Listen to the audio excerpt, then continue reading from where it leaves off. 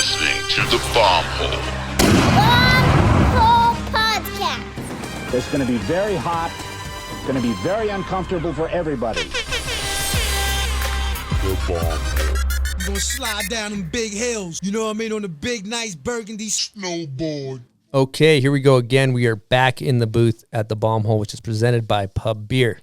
Now, we got to get this out of the way. First things first, Stony Buds, how are we doing today? So good, my dog. Love it. To my left, we got Barrett Christy in the booth. Barrett, how are we doing today? I'm doing so good. Love that. Let's give her the applause. Let's Yes. go applause on him. Maybe a little air horn in there, too. Good combo. Well, this is going to be a big episode. For those of you who are unfamiliar with Barrett, she is one of the most decorated snowboarders of all time. She's won everything from X Games, the U.S. Open, big mountain contests, videos, inventor of the Barrett Roll. She's won Rider of the Year. She's had a pro model for a zillion years with GNU. She's crushes marketing and product over at Mervin with GNU, Lib, and Roxy as well. She's like a life mentor, snowboard mentor, successful in business. She's basically broken down the barriers for women's snowboarding and just done so much for snowboarding in general that we got a lot to talk about. And she's just an overall boss. So to start this off, Barrett, where are you from and how did you find snowboarding? I'm from Pennsylvania. So I grew up outside of Philadelphia, and I did not find snowboarding until I was about 19. My first trip to California, I went to Tahoe and ended up living there for a couple seasons and brought my skis and was like thinking I wanted to be a 80s mogul skier, and Respect. I thought I had That's what so it takes. But luckily I saw snowboarding because I sucked at skiing, and I saw these guys like Sean Palmer and his crew. It was a pretty awesome first experience, first entrance to snowboarding, seeing that kind of scene in South Lake. And I picked it up at that point because it just looked like it was easier and more fun, and everybody I saw around me was more relatable. And so I started then. And then back in 94, it seems like pretty quick, you made it to nationals. Like you were pretty, like how long were you snowboarding before you figured out like getting to nationals? Yeah, I probably started snowboarding in 1990, 91, and then moved so I had 2 seasons in Tahoe and then went to Crested Butte.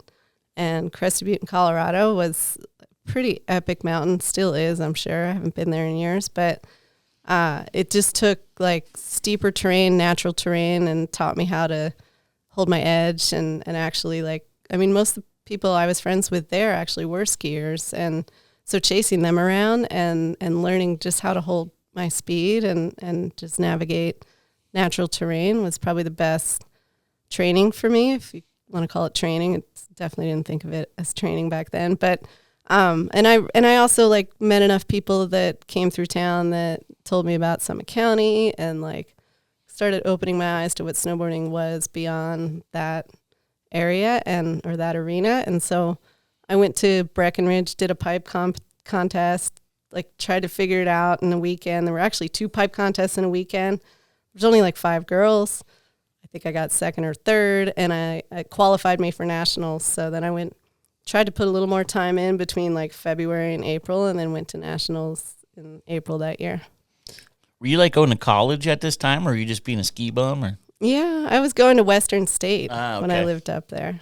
And I was being a bum, and I worked in restaurants, but I managed to snowboard every day and, mostly had classes in the morning and would go ride and then work at night. Because it's interesting, people didn't go out there thinking they were pursuing a snowboarding career, right? You were just No, the doing career school and wasn't life. on Yeah. my radar then. It was just, I just wanted to go. I kind of my taste for travel started when I was in high school, and I would go to Dead shows. And so Respect. Yeah, chasing the dead around. Yeah. And it wasn't so much that I was a hyper fan. It was more just that lifestyle of traveling around the world or not around the world. Around the country, which expanded my view of the world at the time. And just getting to go to different places. It was kind of like the festival lifestyle of today. I mean, half the time I didn't even go into the show. It was like just sort of part of the scene that was fun. I love that. And I was doing some research, and it seems like you did like big mountain contests back in the day too, like the US Extreme you won. And I was kind of thinking about your skill sets. Like you grew up, when you found snowboarding, you were riding Crested Butte, you're riding like big, like actual natural terrain, learning how to rip the mountain. And then you have this gymnastics background, which I feel like helps with air awareness and stuff like, and that kind of, would you say that that's a good little formula that helped you when you got into riding slope style and half pipe and stuff? Yeah, for sure. Gymnastics. I mean, I did that from probably the age of 5 till 13, and kind of got to the point where it needed to be like, I needed to make that decision. Is this going to be something I'm committed to or not? And I wasn't committed. I think I had to miss like 2 weeks. I got mono or chicken pox or something like that. And I remember that 2 weeks setting me so far back, and my mom being like, do you really want this? And then I wanted to play field hockey. I wanted to play lacrosse. I wanted to ride horses. So I kind of got out of it. But I do think that laid the foundation for, strength, like my muscle memory and just balance for sure. We asked you earlier off air, best advice ever received, and it kind of pertains to this. I thought it was really insightful. Yeah, I think that best advice received as it relates to snowboarding or really life in general is look ahead and don't. I think I learned that from gymnastics. Certainly, like you can't focus on, the next step in front of you. You have to focus on 10 steps in front of you. If you're on the balance beam, you have to look at like the end of the beam. You don't look at right below your feet because that'll trip you up. And I think that pertains to whether you're in slope style or in the pipe. You're not, you don't look at, you're always looking at your next move ahead. And certainly in like the bank slalom, and I'm still trying to figure out how to do that in life in general, but like look ahead, like set your goals ahead, whether it's big picture or just the next move you're going to make. Mm-hmm. I remember back in Colorado with the log scene, you have to look through the totally. logs because you get to the end. If you're looking at the end of it, you fall off. If you're looking through it, past and ahead, you make it the whole way through. There's a few times where it clicked, and I was like, okay, this is like balance. Gymnastics definitely helped with the log riding. Yeah, it's got to be the same with like balance beams and stuff. Yeah, except for logs are like jagged and a lot of different obstacles along the way with them. And especially going fast in the bank slalom, like in a corner, you don't want to look right where you're going. You want to look past the corner, look out. And in slope style, I've been told I've gotten some asked for advice from some of those US coaches when I'm like riding the jumps at High Cascade. And I believe like maybe it was Pops or Dave Reynolds. They were like, don't look at the knuckle, look down the landing. And you're like, whoa. Cause I think I was like coming around back seat on a bunch of stuff. And it really puts you into the landing when you're looking like, all right, we're going down there. We're not just making it to the knuckle. Yeah. I think you look at the knuckle, you're going to land on the knuckle. Yeah. I've done that too. Yeah. And you could even get real deep with it and say, look ahead in life and figure it out. There's something there too. And you're going to get through it. Okay, let's go back to riding here. So you're, doing nationals, and it seemed like pretty shortly after that you were getting right into US Opens and bigger contests. Yeah, it's a little blurry. I had to do some research too before coming here. I mean, nationals propelled me into thinking like, okay, well, I managed to win the pipe. We didn't have slope in nationals that year, and so I won pipe. But then I kind of thought like border cross was coming up. There was some, I can't remember, it was like Butterfinger series or something like that, where there was a border cross series, and I thought, this is it. This is like freestyle and speed and all the things that I should be good at, but actually wasn't very good at it at all. And so I did a few of those, but about 95, I think they brought the first UX Extremes to Crested Butte, and I was still hanging around in Colorado and just thought that was, of course, that was my home mountain. I'm going to go back. And luckily, like, there was great snow. All the runs that we had to do were lines that I knew really well, so I kind of had an advantage, and I won that, and then thought, okay, next stop, Alaska. But then I went to the next, the King of the Hill, and I sucked at that because it wasn't my whole mountain and it was totally out of my comfort zone. But so I never really thought of myself as a big mountain rider, but in the right terrain with, familiarity with it, I could do well. But then you're also at the same time, like I was watching old footage of you ripping McTwists and those old 8-foot half pipes. It was so sick to watch. And you did well in the Open. That had to be what year was that when you did well in the Open? 97. Okay, so that was a little later. My timeline's a little 97 and 98. Yeah. A little blurry. But yeah, the Open, I think the first time I went, it really was an Open. Like you had to go from round one to, just to get to where you're competing with the pros. And I don't think I made it past round one the first time I went out there. And that was probably right after Nationals. And then the next time I went, maybe 96, I think I did a little better. And then 97, they had big air for the first, I think it was the first time they cut slalom or something, and they did big air instead. And so pipe and slope, or no slope, or I don't know. They did pipe and big air, but and I did well that year. So how did you get, because there's something funny I want to go back to with that, but who was your first sponsor? How did your look into sponsorship life come about? Oh yeah, that was when I was living in Crested Butte, and a friend or the Mervin rep in the Rocky Mountains at the same time, Matt Remine, came to visit his bros in Crested Butte, and we all went out riding, and I remember just being like, whoa, this guy's really good, and he thinks I'm good, and he kept encouraging me to go, you should maybe go take some trips or go down to Summit County, go see what other people are doing. You've got the skills, you don't have the tricks, but you got some skills. Gave me a board, and that first free board was kind of I felt like I was sponsored, but it took a lot after that to get to where I was actually in with the company. What company was it? Did you mention that? Mervin. Oh, so Lip Tech. It was that was way. my first board. Yep. That's crazy. Yeah. You've been with them since day one. Yeah, I have. I think I rode K2s before that because, way back before that, I wasn't sponsored at all. But a friend of mine, Rob Justina, was the first one to take me out snowboarding, and he got me managed to get me a K2 board because he was somehow plugged in with the K2 crew, and it was actually a Dan Donnelly, a mini Donnelly. Nice. And I loved that board, and it was awesome. But eventually it broke. But K2 had a really awesome warranty program, and I sent it back and got another one. So for a couple of years, I think I was getting K2 boards, but not because I was sponsored, just because they kept breaking. But actually, it didn't register at the time who Dan Donnelly was, even just that they had a mini Donnelly. So they had a 145, I think, or maybe 49. And then fast forward to the last few years, I get to ride with Donnelly up at Baker, and he's such an awesome human.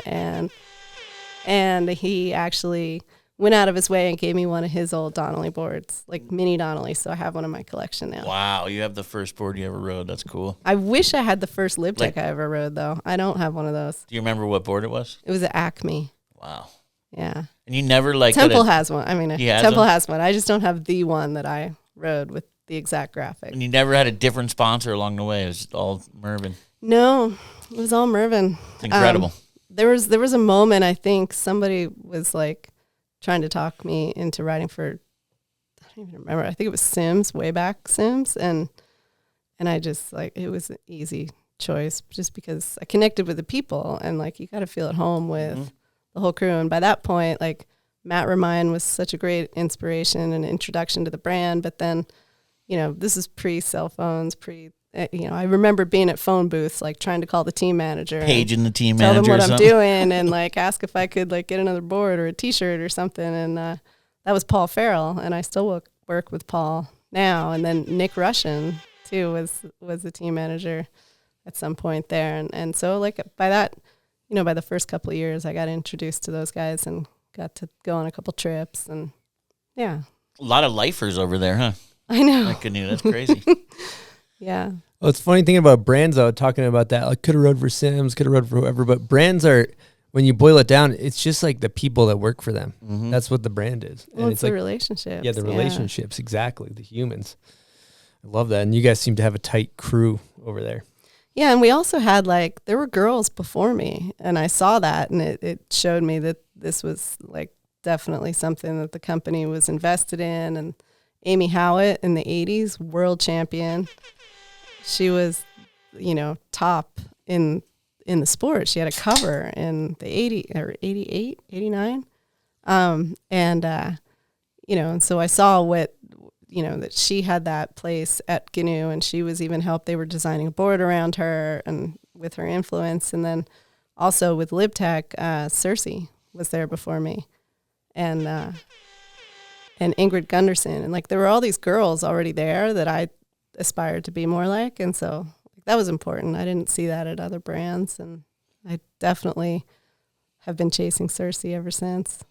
That's so cool. Going back to the 1997 Open, there's an ad that I saw that was absolutely incredible. It was a GNU ad, and then big bold letters in the top, it says, Barrett Christy rides like a girl. And then it said first place U.S. Open, half pipe, first place big air. And then it says GNU, and in small letters it says start practicing, sissy boy, under the and it's just they're just the different times. But Different time. it seems like you were kind of the marquee pro for GNU for a number of years, with all the ads and everything. Yeah, I mean, well, I was the one doing those contests at the time, and there was, photographers around, and I remember that ad. It was a girl in the sky, right? You just saw the crowd of people looking up. One of the people in that crowd was Eddie Wall. Oh, no way. Yeah. That is a fun fact. Yeah.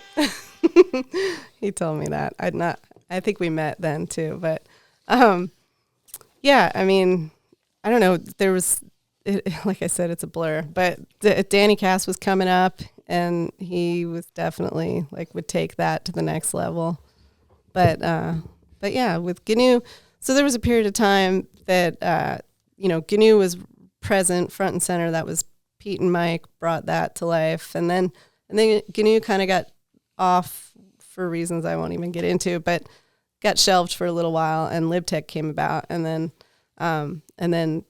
they brought GNU back. So I was writing for Lib 93, 94. I got some Lib boards, but then by 95, they were like, well, we're bringing GNU back, and here's what we're going to do. It's going to be we're going to offer more sizes, more freestyle models, and there's an opportunity, probably more opportunity for you to get a board you want to ride in GNU. We weren't talking pro models then, but it was just I wanted something a little stiffer. Libs were pretty torsionally stiff, and I rode a mini Jamie Lynn for a little while, but Jamie's a different shape, power level than I am.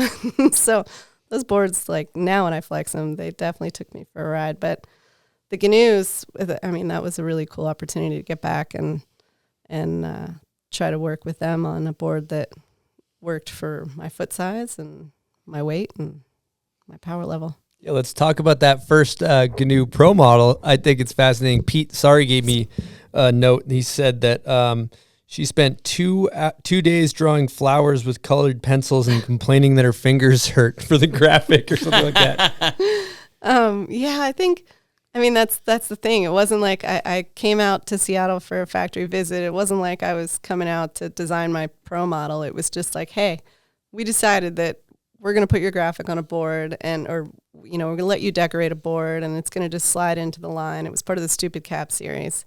So they didn't put my name on that board, but they did give me the opportunity to creatively direct what it would look like. And yeah, I had never done, I'm not an artist, right? But I sat down with colored pencils and I drew what inspired me at the time, and it looks like a 5-year-old did it. But yeah, they made it into a graphic, and it ended up being the Stupid Cap 145. And fun fact, we're bringing that graphic back for 2024. Wow, the original. Yeah, that's original cool. Art, changed the colors a little bit, but I love art and graphics where it looks like a 5-year-old drew it. Yeah. I think that non-artists doing art is the best art dope. A lot of times. But the next year when they pulled that model out of the Stupid Cap series and called it the Barrett board, we found a real artist. Kelly Talbot did the flying pigs with the rainbows. I also heard that when they were doing their marketing for GNU, a lot of it was our kind of in quotations, our best riders is a girl. and it really pissed Dave Subnewski off. He got mad. I think he's still mad about that. All right, let's get into a Volcom video about talking fit. How do you feel about that? You're going to talk some fit, bud? What does that mean? Well, they're going to be talking fit. I just took a fit. Let's see what they say. Was it solid or liquid fit? Sorry.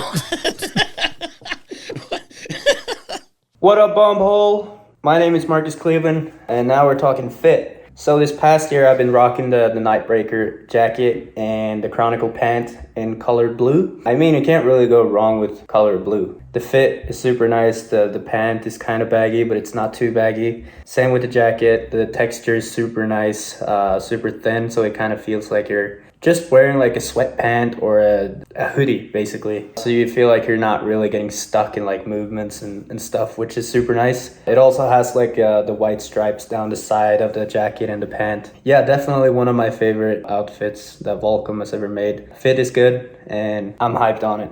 All right, so 97, you had some big contest years, and then shortly after, it was 98, and you made the Olympic team.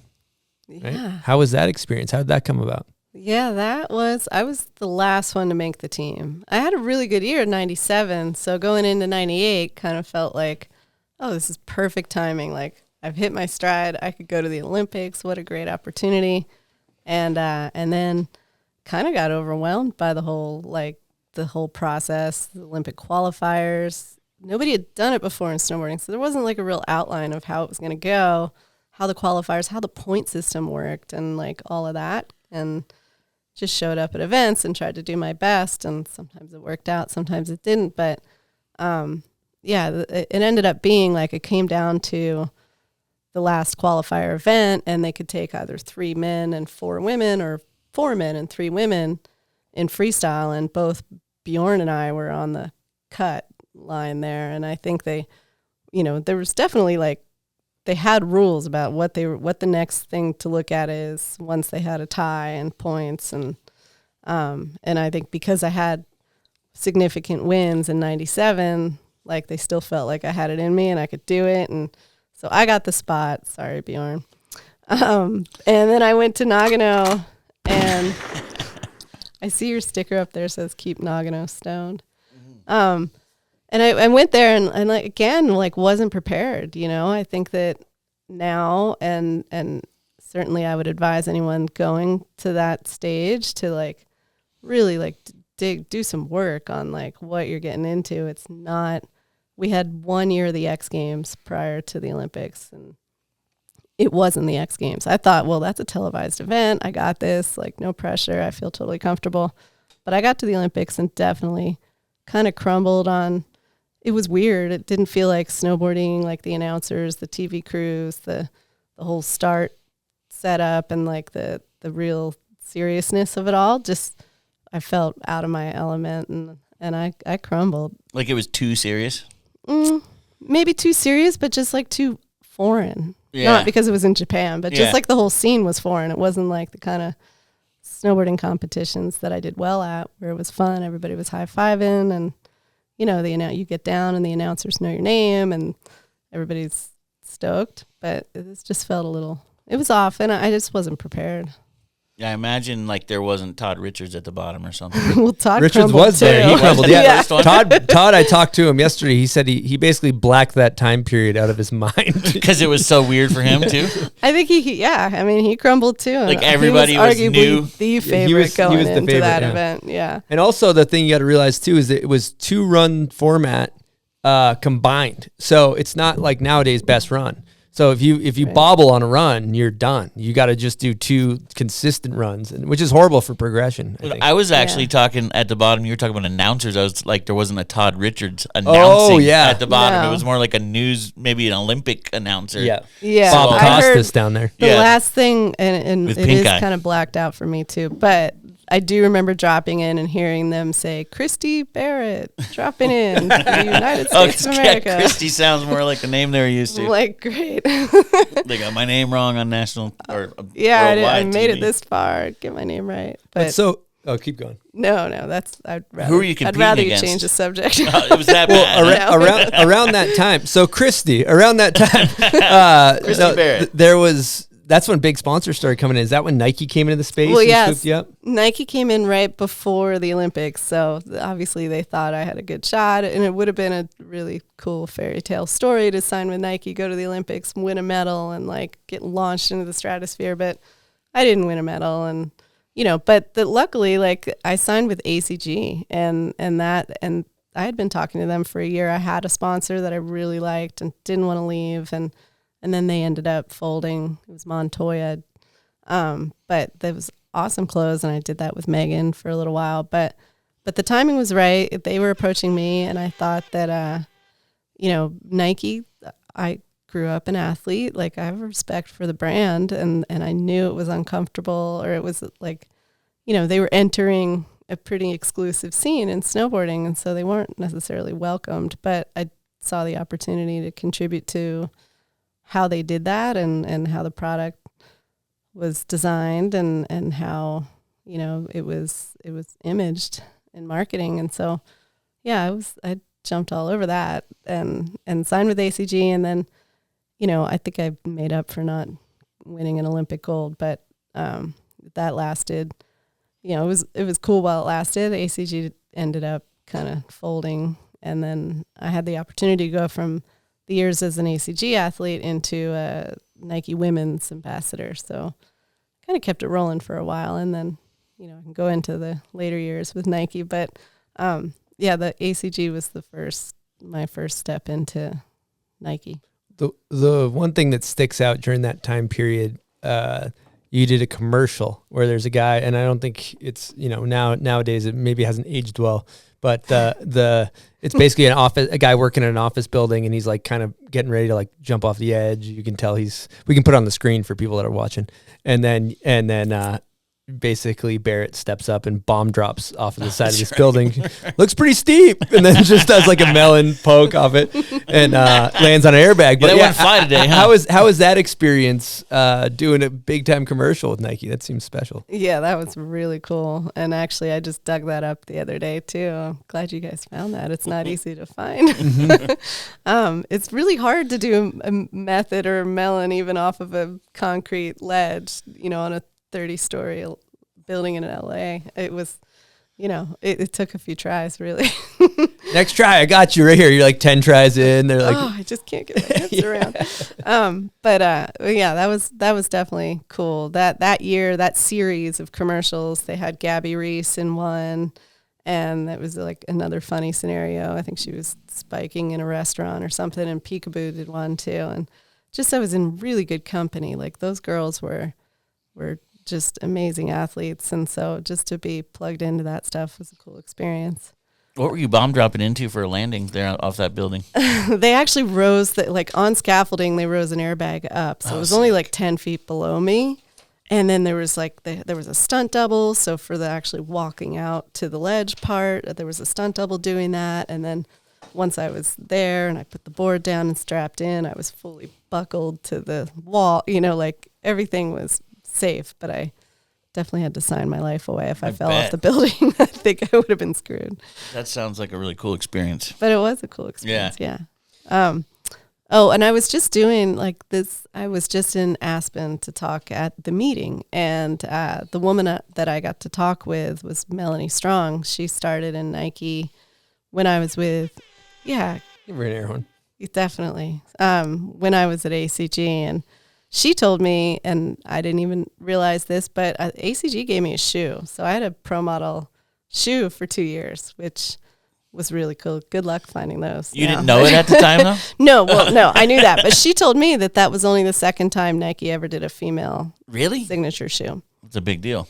First time was Cheryl Swoops, and then I'm not sure. Beyond that, you're in good company with that. Yeah. Wow. That's wild. Yeah, I wish it lasted longer. But ACG, it was pretty cool. Mike Michalchuk was on the team. Oh, I remember right. I had a Mike Michalchuk poster, him doing a big method. Yeah. It came in hot for a minute and then kind of faded out. He was so good. Mm-hmm. I'm sure he's still great. He's got the Michael Chuck named after him. That's always good. All right, let's get into a Patreon question. And first of all, thank you, all the Patreon members. You guys really keep the lights on, and stoked to have you as part of our family. This is a question from Wyndham Miller. I'd like to ask Barrett how she came up with the Barrett Roll and how the guys took to that trick. Were they stoked? Were they doing it? Or did they write it off? Thanks, Wyndham. That trick came about, so I remember the summer 99, I did a summer X Games. So they built a scaffolding jump in San Francisco, and I hadn't done anything like that before, but was gearing up. I don't even know if that was in June or July, whenever Summer X Games was then, but I went to Hood ahead of that, and I was like, I got to learn a new trick. And I can't even tell you how many big air comps I won or placed with a backside 360. Wow. And so that I knew I needed to come up with some new tricks. But I was like, okay, rodeo. Like I know Tara was doing backflips, and I was like, I like the side. I just feel more balanced if I can look over my shoulder. And so I was like, okay, I'm going to get a rodeo. And then I don't know what I was doing, but I couldn't throw over my back shoulder. So, and I also knew coming down to the scaffolding landings were so sketch and carpet and just a bunch of ice chips on them. So I wanted to land forward. I wasn't sure I could take off backwards. My switch skills never were that great, but coming down those runways were pretty sketchy too. So it's like, okay, I'm going to take off switch. I'm going to land forward. As long as I land, I'm good. And I just was trying to get the rodeo, but I couldn't throw over. So I started throwing under my shoulder and ended up rolling off my toes, throwing under my shoulder. And I really thought I was doing a rodeo. And I kind of like brought it around a few times at Hood. And I was like, okay, well, this is cool. It's new and different. But I was on like a 15-foot jump, and then went down to that Summer X Games and tried it and brought it around, a little in the back seat. Maybe wasn't looking ahead at the landing enough, but was definitely more sketched on the run in than the landing. And yeah, I mean, I brought it around and definitely did more of them and got it better eventually. But that was, I didn't realize it was kind of different and thought I was just doing a rodeo. So I kind of felt like a little bit of a failure that I didn't get what I was trying to do, but I'm glad it stuck. Yeah, that was definitely special times, way ahead of the curve on all that stuff. And it was weird because in my head, I was like, oh, it's like just a barrel roll. Like that's what I remembered as a kid watching you do X Games and stuff. But it's like, it's more of a switch kind of front flip 180 barrel roll kind of thing. And yeah, I mean. I don't know, Todio, or I don't know what you'd call it, but it's, really special. And then you really figured it out because I found a clip of you doing one on one of those giant Breck Park shoots on like a massive jump. And I was looking back at all this footage and these scaffolding jumps and these old X Games big airs, and the jumps are so shitty. That's the other thing you have to put into perspective for riders now. You watch, Jamie do a double cork on something. It's like perfectly built where if you, not to discredit what she's doing, but the tricks you're doing also match the what you can do on those dog shit jumps. Yeah, I mean, definitely don't discredit what they're doing now. The jumps are so big and the consequences are so high. Mm-hmm. But yeah, I mean, we didn't know any better. We didn't have Gunny out there designing the jumps until X Games 2001, 2002, I think. I don't know, my timeline might be off, but I remember when he started bringing, Peter and I went out to X Games to kind of over the summer to the course where they were building in Mount Snow and got to do a walk of the land and look at the course design and figure out, they were just starting to put together that if you had your takeoff at this angle, your landing needs to be at this angle and this long. And so when that started happening, then progression happened a lot faster. Yeah, the scaffolding jumps were crazy. Those were I don't think they've gotten much better either. They're still gnarly. You still have the snow carpet and then the ice chips or some kind of snow. Yeah, it's not surface even on top real of them. snow. No, you can't dig your edge in. No, scary stuff. And then back then they also had you had US Open, X Games, there was Gravity Games, Summer X Games. If you were doing well at X Games in that time, you were larger than life. That's something that's hard to put into perspective now, is that I think that pros weren't as accessible. You didn't see what they're eating for breakfast on Instagram. you guys at the time were gods, amongst mere mortals, it felt like. And how was that experience for you, kind of being in that spotlight and winning all those contests? I never felt like a god among mortals. Not even for a second, huh? No, I don't think so. But I mean, I definitely looked up to the people I was riding with, like to get to do those events, and to, Kevin Jones and Peter Line, and those guys were killing it. And I loved to be a part of that. And there was a point, like when I first started competing, Jana Mayan was still competing, and she was, and still is, a hero, and Tina Bassett, Shanna Dunn. So like I was just stoked to be part of the crew. You said you won tons of contests with a backside three. How much money do you think you won off a backside three over the years? I don't know. I mean, I've probably won into the six figures on Really? backside three.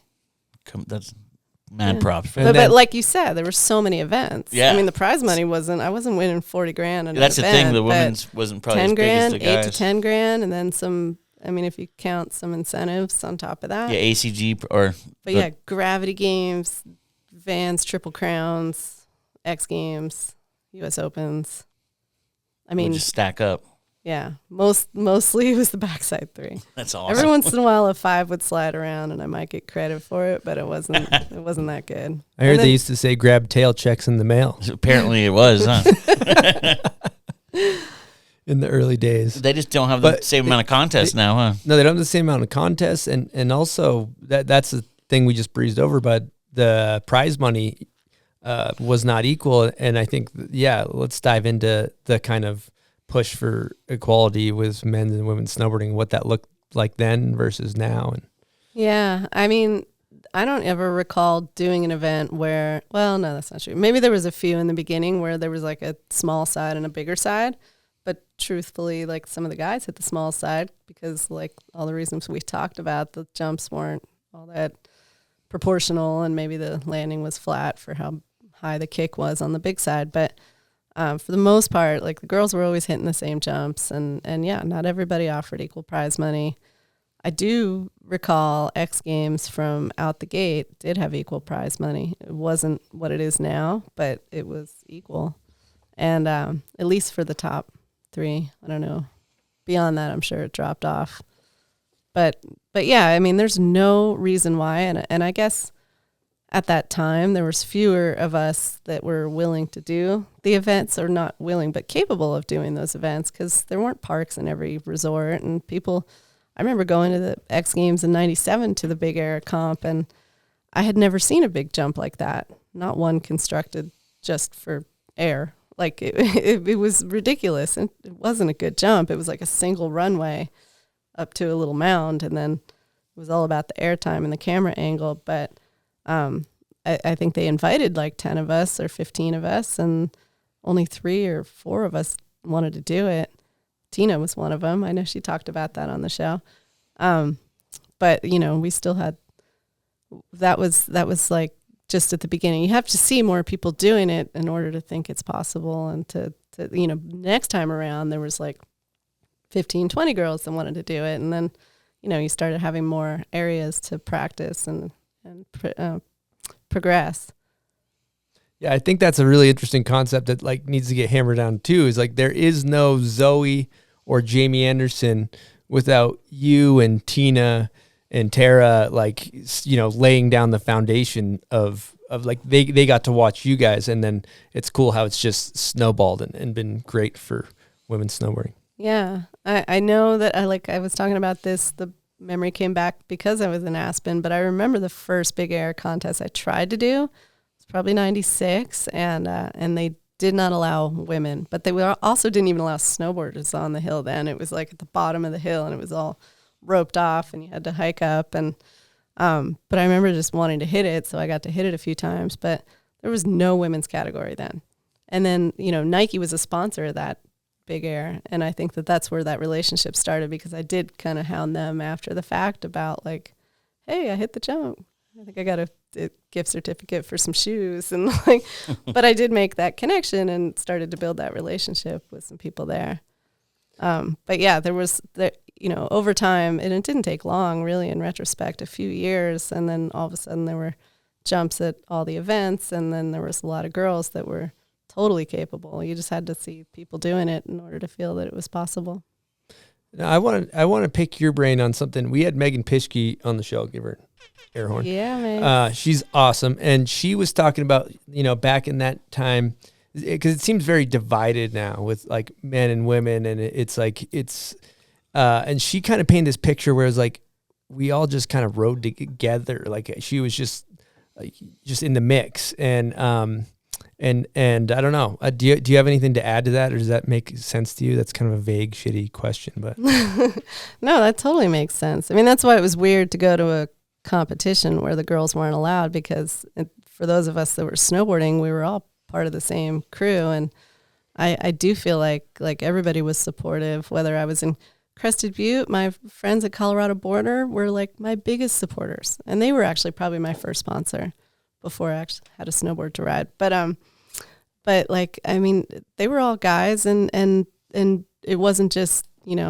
being like the token girl. It was just like, we were just snowboarders. So everybody was pretty supportive. And I always felt like going from there to Summit County and then meeting Megan and meeting Morgan LaFont and meeting these women that were just so powerful and so good and had so much fun, like the whole scene, and meeting Ethan at that time too. Like that scene in Summit and Vail at that time was just like, it felt like the sport was exploding and we were all in it together, male or female.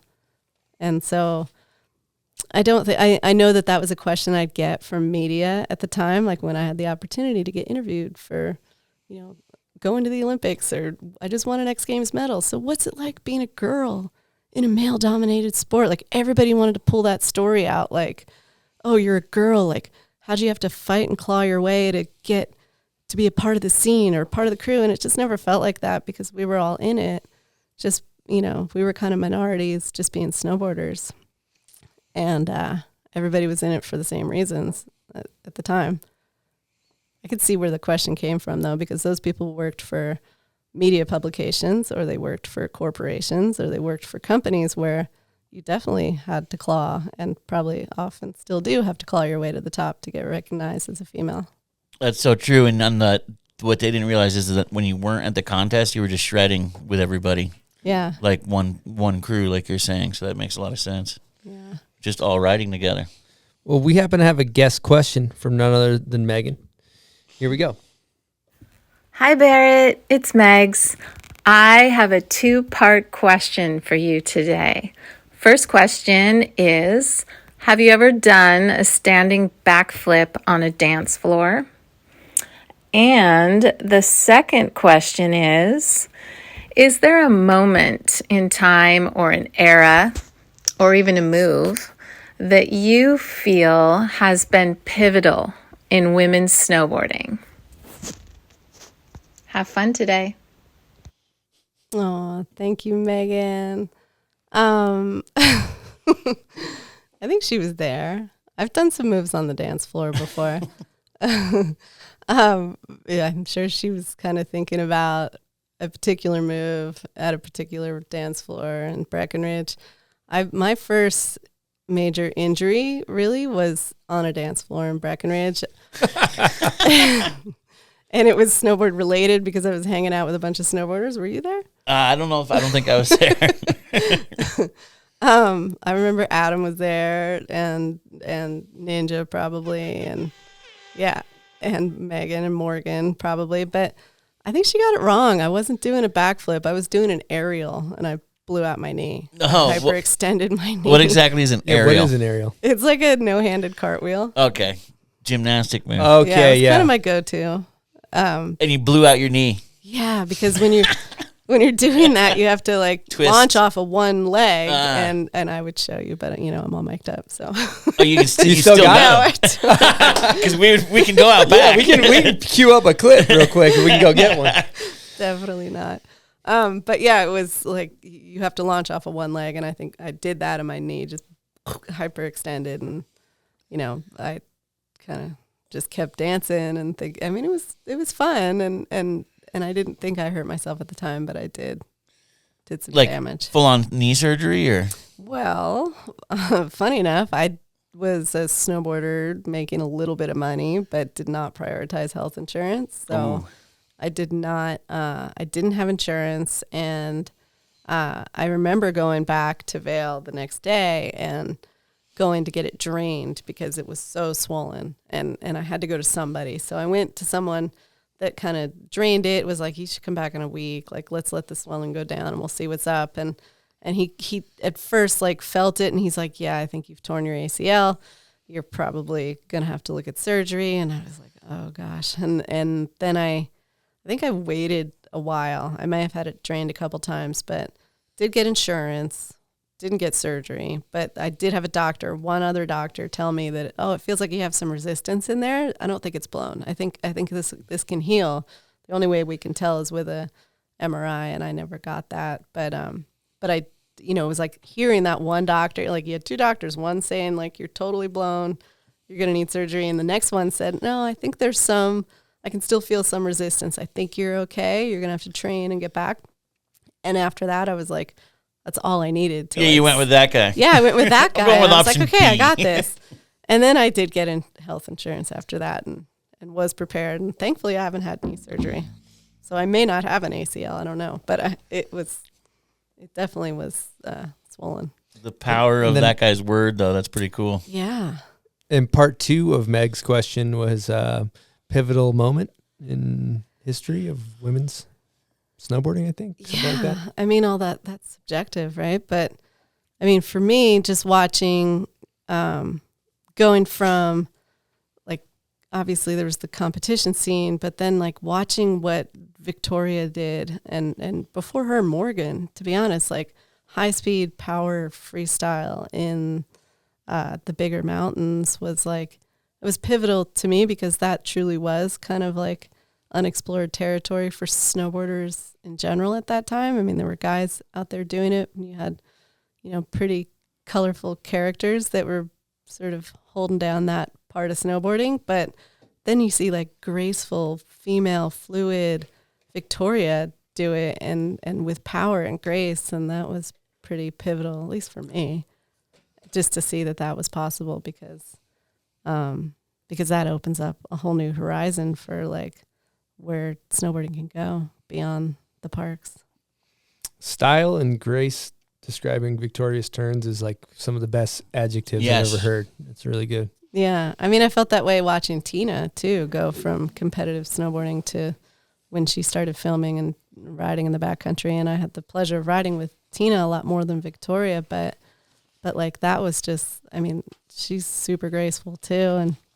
And obviously Megan, Megan and I rode a lot together and I don't know if you saw the picture she posted today, but I didn't. That cliff drop in Chile. But yeah, I mean, she was that kind of rider too. I know we both definitely learned and got a lot of experience from Morgan. And Morgan was a little intense. She was crazy. She's scary. I was a little scared of Morgan. She was kind of like a fireball, Chris. Just a wild chick that kind of pushed everybody, I guess. I don't know. Yeah, but she was kind of in a supportive way. In a supportive way, She'd yeah. take care of you.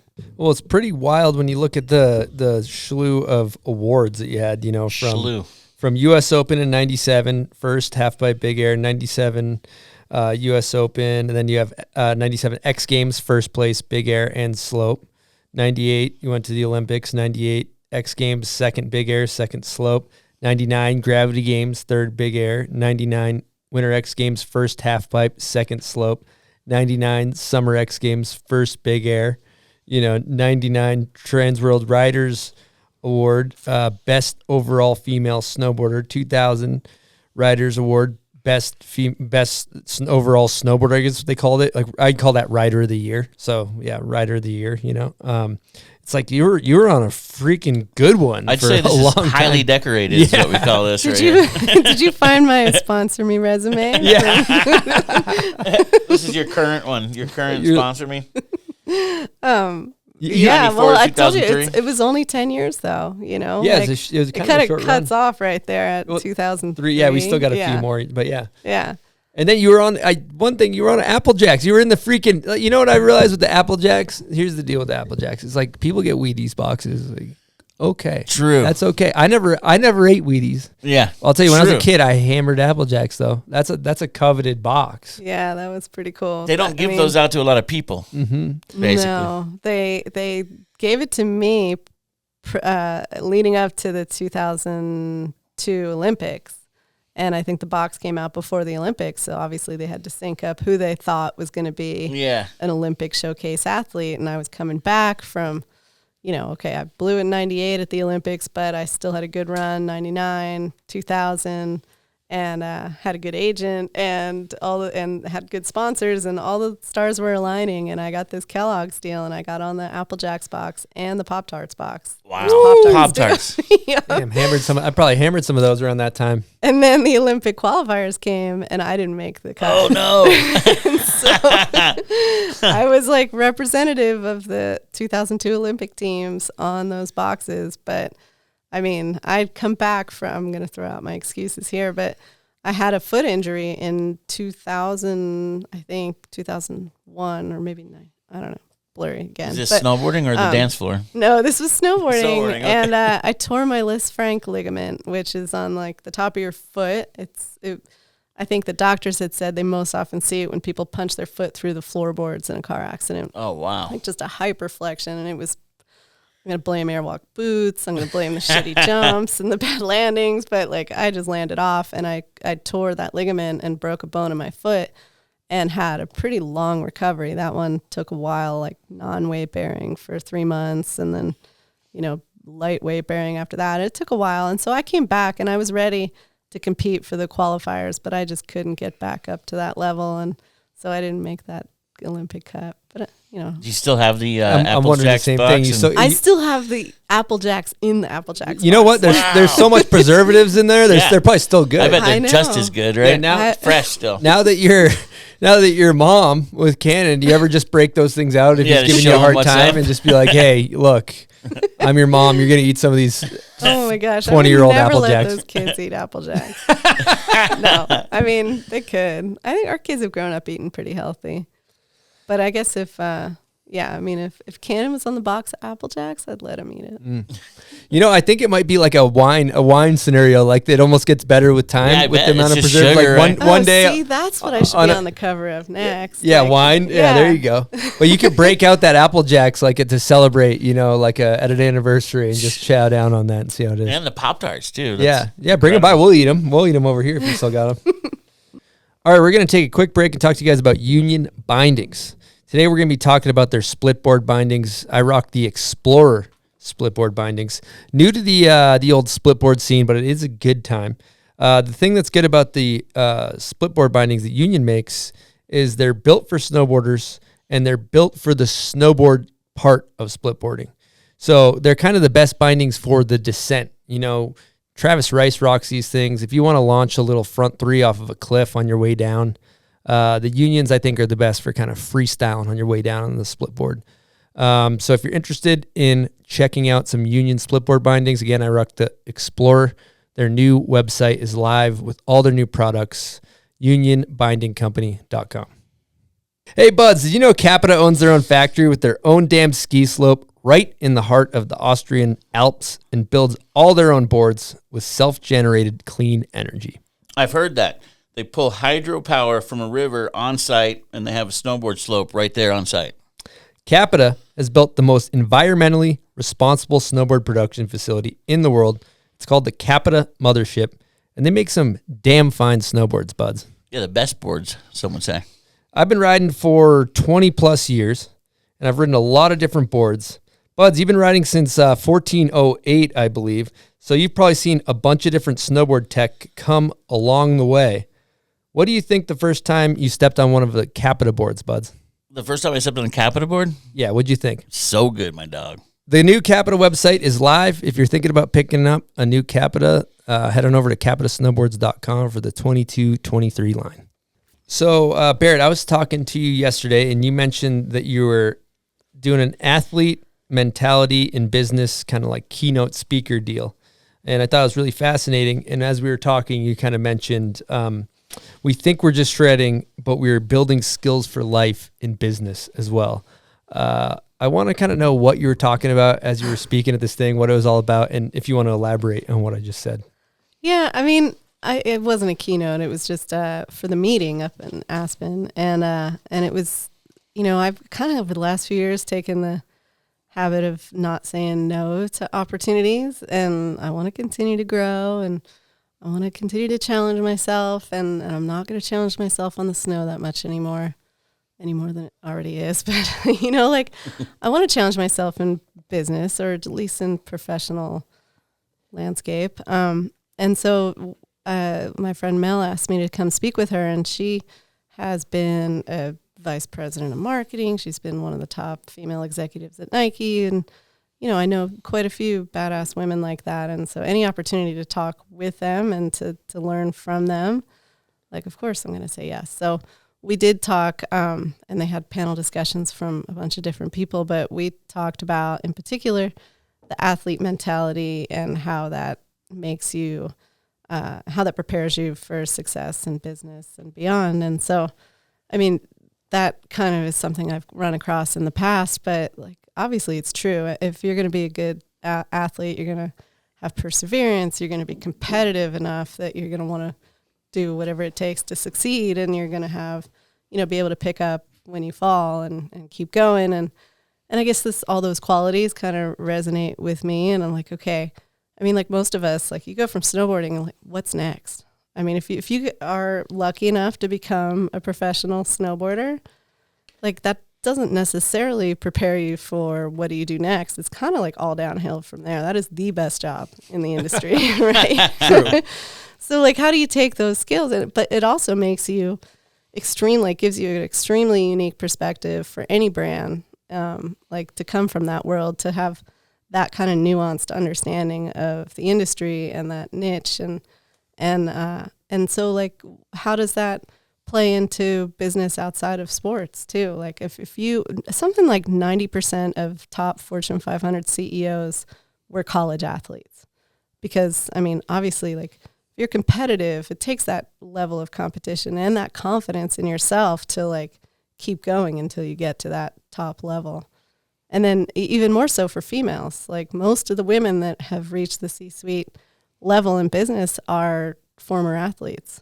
So many good takeaways from that. I think about that a lot. And with snowboarding, the translation to life that I think sticks out a lot too, and what you're talking about is stepping outside of your comfort zone, right? So making a habit of showing up to a big jump. A lot of times, you don't want to try the Barrett roll on a giant, crappily built jump. That's not something where you're ooh, I'm excited to do this. You're probably scared and you're probably uncomfortable, but you force yourself to do that. And it's funny. I think about with the, for me, on a street trip, forcing yourself to show up to a rail where there's minimal snow, it's cold as hell, and you want to front board some, triple kink or something.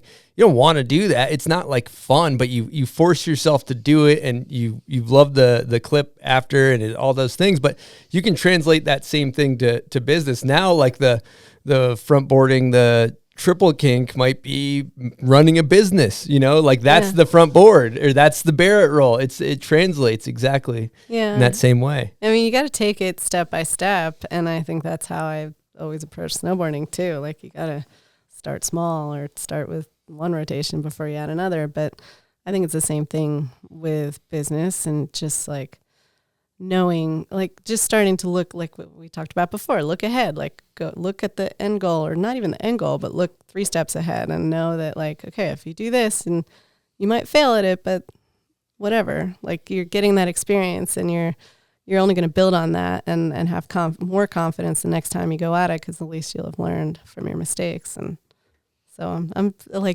I think pre-COVID, pretty much, I started just thinking oh, maybe I should go back to school. I just want to expand my knowledge to take, what I do now and be better at it, but also open up possibilities, whether it's be for myself or for my kids or for team riders that I work with. Really want to understand more. I want to keep learning. And so started just kind of doing couple courses here and there, and just kind of reaching out to mentors because, like, I mean, what better way to get inspired than reach out? If you have the opportunity, like, I think when I was younger, there's no way I would have reached out to, like, Tina or Shannon and said, like, hey, I'm Barrett from Pennsylvania. Like, can I ask you what it takes to be, professional? Like, I just wouldn't have done that. But now, like, you realize, like, once I did compete with them and got to connect with them and realize how willing they were to share knowledge, like, of course I'd do the same thing, and I continue to do that. But I also realized there's no harm in asking when I want to reach out to a Mel or any top level executive that I feel like I have a connection with, like, or even if I don't, like, why not reach out and ask if there's a particular question? Or, I mean, now we have so many ways to do so. You don't have to just call them up on their personal line. You can hit them on LinkedIn or DM them or whatever, but it doesn't hurt to try and to ask. So, and a lot of people love to talk too about it, something they've learned and pass the knowledge because they're, they feel like a badass because they figured it out. Yeah. And you're interested in hearing what they have to say, so they'd love to give it back to you. And it was surprising to find that so many women in business are that way, but also, like, not surprising coming from snowboarding. But, like, yeah, I mean, we've started to see that more at events and put together some sessions around It's Tits event where, like, I mean, the opportunity, that stemmed from just being at these events and seeing how the young girls were, like, taking every opportunity to ask, like, Desiree, like, ask her about her outerwear kit, or ask Jess Kimura, like, how she's doing that trick. And, like, you see the work in progress. You see how the steps it takes to get the clip and to get what, to achieve whatever those girls are doing. And so, like, the conversation was flowing freely. And I mean, I hope anyone that is snowboarding, like an aspiring girl coming up, would feel free to ask anyone that they see that they look up to, because, yeah, more often than not, they want to share, and they're happy to share knowledge. Well, I'd like to ask for maybe that aspiring. I have a couple questions, but first one, for the aspiring snowboarder coming up, maybe male or female, or you could lean into female, however you want to do this. But, like, what are the key ingredients to a successful snowboard career? That's a trick question. That's what we call a hard-hitting question. So the key ingredients, I think, end up being, like, how, I mean, all those qualities of an athlete that we talked about, like how, you got to have some competition, whether it be with yourself or your peers, to, like, be better, to continue to improve yourself. And are you resilient? Can you handle falling down, or can you handle criticism? And are you observant enough? Are you smart enough to see what's going on around you and be culturally aware? You don't have, I mean, culturally tapped in could be anyone, like, but are you aware of what's going on? You might not have to be the it kid, but if you have a solid understanding of that scene, and, like, if you're trying to get into, like, street riding, then, like, know the culture, know the scene, and know the players, and know the brands that are there, the brands that are competing against your sponsor, or that are, playing in the same field. And it's just, like, you got to keep educating yourself, and it's fun. Like, it's not, you don't have to sit in a classroom and study, but, like, just be a student of the game and student of the culture. So I think the smart kids, like, I want to say kids, but it doesn't have to be a contest result. It doesn't even have to be an ender part. Like, if you are connecting to the community and you are sharing a message that is relevant and authentic, then, like, you might just be your own story that you're sharing. But if you're making that connection through relationships or through accomplishments or whatever, like, there's something there. Like, you can hit that magic spot without being, like, the best rider at the hill, because just being skilled on the snow doesn't make you a perfect ambassador. Yeah, that person that's the best rider may not be the funnest rider to watch at the hill. Or hang out with after. Exactly. That best rider is always going to be sick to watch, but there's that other person that's like, yeah, I want to hang with that dude. Lucas Magoons of the world. And Stony Buds. Stony Buds. Exactly. You guys have that magic formula now. And it's always changing too, right? It's like like a moving target what that formula might be. Oh yeah, it's changed like night and day from when I was doing it. Like, I mean, you do have to understand social media and that landscape, and you just have to understand wherever it is that your partners are playing and be, a standout in that environment. Doesn't mean you have to be doing the sickest trick, but And it's funny though, it doesn't even have to be snowboarding. It's really anything. yeah, You got to know the people and you guys are influencers. We are. Yeah, we're influencers.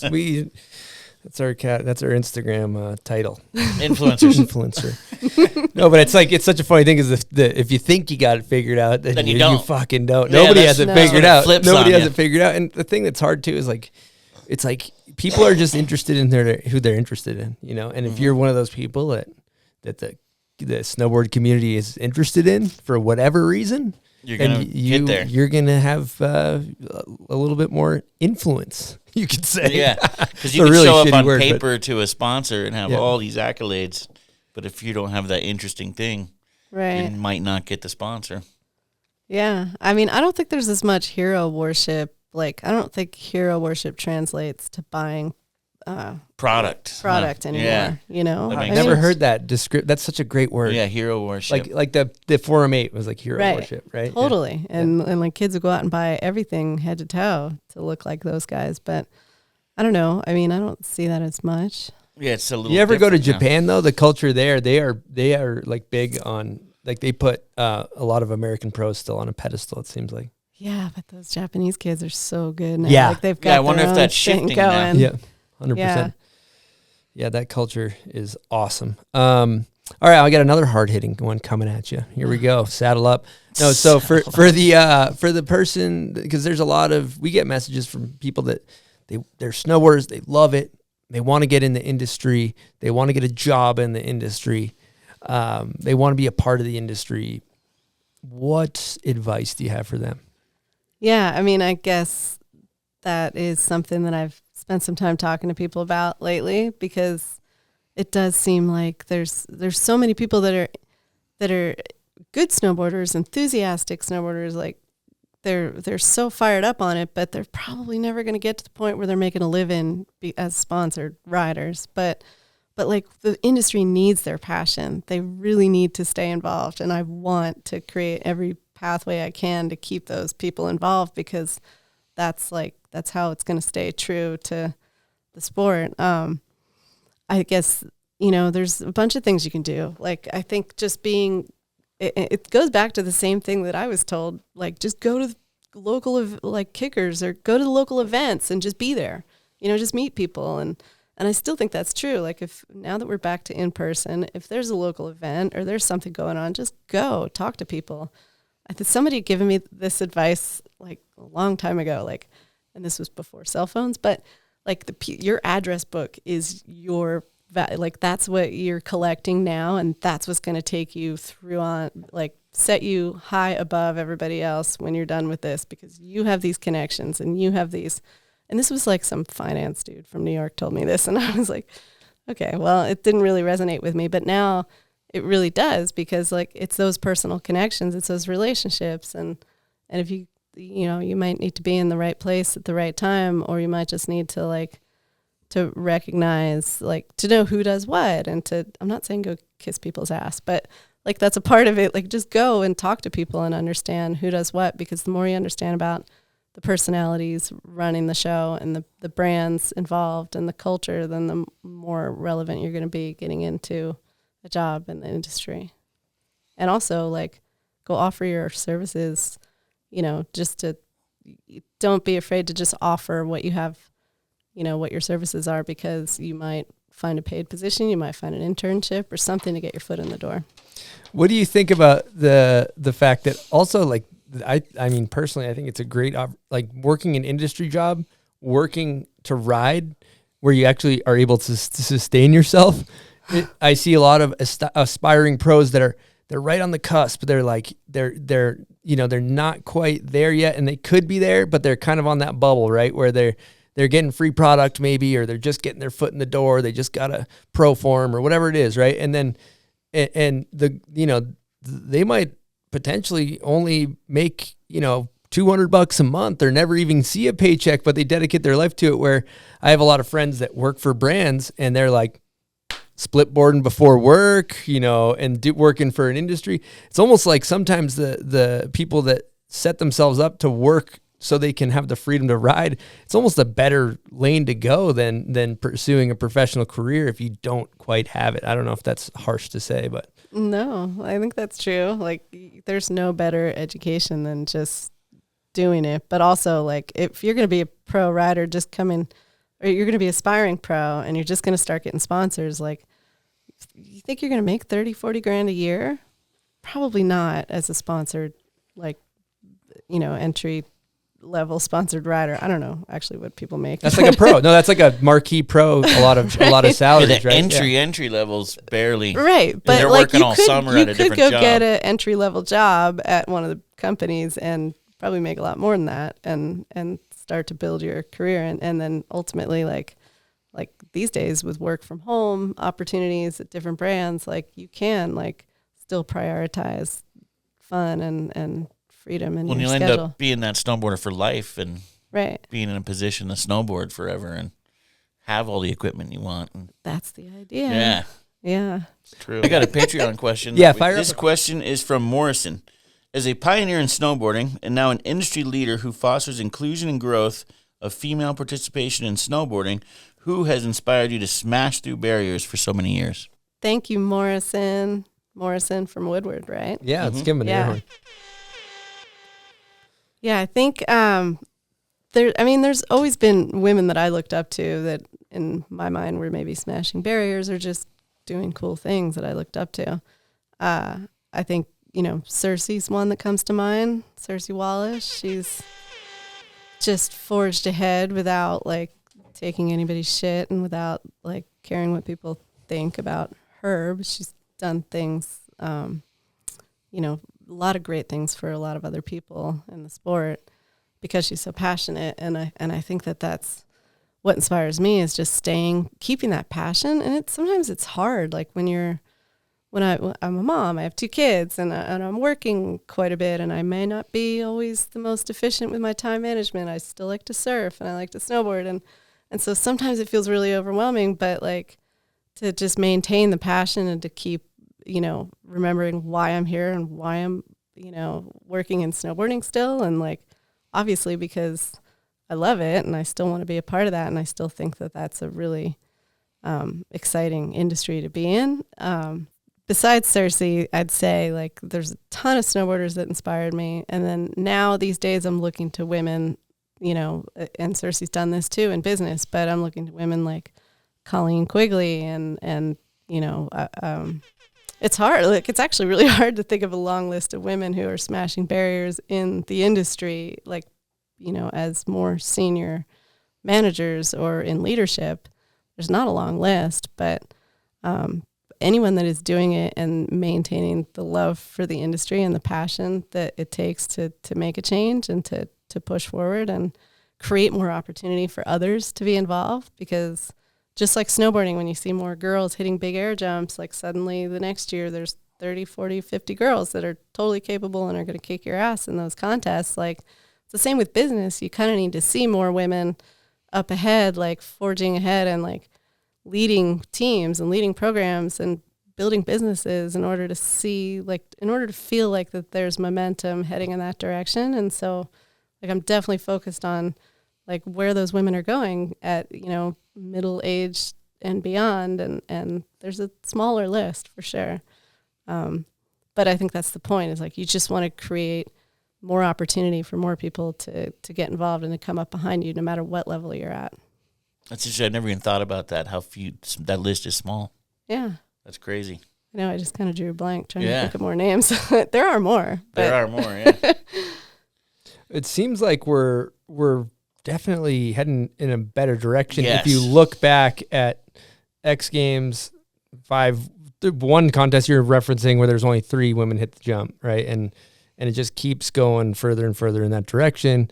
Still, we got a long way to go. But I know you've been a big advocate, for women's equal pay, or I'm assuming this, I think I've heard this somewhere, that you kind of been one of the, talking about smashing through barriers, I picture somebody putting on like a bunch of football gear and running through the wall, smashing through barriers, but like making sure that women are getting what they deserve financially from brands, right?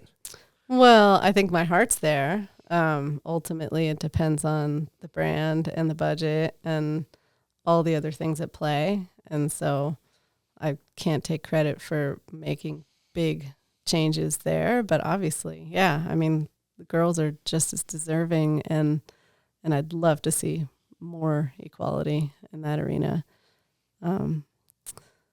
Yeah, I think, there was a time when we had to do some pushing for event producers to offer equal pay at certain events, and I think we had some success there, but that continues. But I like what you were saying, like, now there's so many ripping girls, there's so many insane, like, competitive girls and girls in the spotlight, like, really pushing it, making snowboarding look amazing. And I hope to see that, not necessarily those girls, because hopefully they won't have to go get a job. Hopefully they'll reach a level of success if they're at that, medal winning Olympic gold, X Games gold, consecutive, career wins. Like, hopefully they won't have to go get a job, because they can set themselves up if they're financially, if they're setting themselves up with a solid financial foundation, then they shouldn't have to work again. But I would like to believe that means that large number of girls now in that arena are going to then create more opportunities for more women to follow the path into the industry, and to, so hopefully, like, now we'll see more women entering into the job market in the industry, and then ultimately leading businesses, because I mean, it should be equal at this point. But there is also there is some celebrate. 100% agree with that, and there is some of that happening. Like, I want to shed light on maybe celebrating some of that where it is happening. When you look at B4BC, right? That's been a successful thing. You have Save a Brain that Kelsey's starting. You have It's Tits, the event where you guys get together and do a panel. Desiree's doing Stay. There's so many cool brands happening, and Nirvana over at Roxy, and Colleen over at Patagonia, and there's so many more. There's not that many more, unfortunately, but there's some I'm forgetting. But one thing that's cool is that I see with the women that I wanted to kind of shed light on is that you guys seem to have a really good, you get together and support each other is what I'm seeing. And that seems to be like a powerful trajectory you guys are on. So, I mean, I think that's the truth. Like, I mean, I've actually been fortunate to be part of a weekly, or not even weekly, like now it's been every couple of months, conversation with Kim Woozy, and Nirvana's been on those calls, and so is Colleen. And like, there's just, there's a number of us, not everybody can make every call, but like a roundtable conversation, just like to help, if you have questions, or if there's something that you want to get advice about, or a job posting maybe that you want to fill, or an introduction to someone, or some avenue that you're trying to go down. And it's just like been kind of a cool support group. And we just kind of started that this year, and I wish I could have made more of them, but I love that, because I mean, these are girls from different industries: skate, surf, snow, and apparel, and like different categories. But everybody's just there to support each other and to try and figure out how we can help. And, sometimes it's just making an introduction, or offering a bit of advice from experience. So talking about all this stuff, particularly, what do you think are some things brands can do better to support women? Yeah, I mean, I do think that, like, having the product line offering, for one, it doesn't need to be women's specific product in how we used to think of that. It doesn't have to be shrinked and pinked or whatever we used to do as an industry. But I think by involving the women in like the product discussions, and by involving more girls in, if there's an opportunity for team gatherings, and for marketing discussions, and to pitch projects, and to kind of put that invite out there, because I think so many riders, don't know that that's something they can do. Like, you can put a pitch together, and you can pitch a project. It doesn't have to come from the brand anymore. Like, you don't have to be chosen as the golden one to like get that opportunity to be part of something. If you're proactive and you're putting ideas forward that are valuable for the brands, then, I think it's on the shoulders of the brand to create that opportunity. But then it's also, just to reach out to more women and to communicate with more of the girls that are on the team, to let them know that they do have the opportunity to pitch ideas. Because I think that's different brands run differently. I mean, not everybody has a full team squad, like traveling and doing everything as one unit. Like, I think nowadays there's so many unique opportunities to like come up with ideas and pitch them, like to maybe it's not a movie part or movie project. Maybe it's more of an event or a gathering or some kind of editorial feature or story you want to tell. And brands could do a better job of making those opportunities available. But I think it's on the individual to get more creative too. Super interesting stuff. Talking about that too, because again, that also ties back to what we were talking about earlier. You're not necessarily like you, as if somebody's aspiring to be a pro, you're not just your tricks. It's not just your tricks. Like, right. So it's like, if you have are starting a nonprofit to raise awareness for something, like that's also just as cool as doing snowboard tricks. Right. Or if you're an artist and you want to put your graphics on a board, like really cool. Not everybody wants to do that, but if that's what you want to do, really cool. There's so many different kind of avenues that it's not always just about the tricks or the result. Yeah, there's no like perfect formula anymore, but I do think like people resonate with stories, and if you're going to work with a brand, like you want to connect your story or a story to the brand that you're trying to, promote or partner with, and often that story of like just going and filming a clip or winning a contest doesn't resonate with everybody. Like there's got to be a little more 360 view of who that person is, or maybe, what got them there. I always missed like the background, like the behind the scenes, like when snowboarding films just kind of fell into that formula of clip after clip after trick after trick. And I know that like I might be too old to like have really been, sucked into that, because I'm like, oh, I want to know like the background, like how did they get there and what's the story behind it, and like who are those people, like you want to see some personality. But I also know there's some kind of statistic out there I read that like 85% of women are going to be more influenced by experience and a connection to a brand. Like they want that adventure and that experience before connecting to a brand, like whether that's the experience of going to an event or being or shopping with somebody or no, that makes a lot of sense. I'm getting so off track now.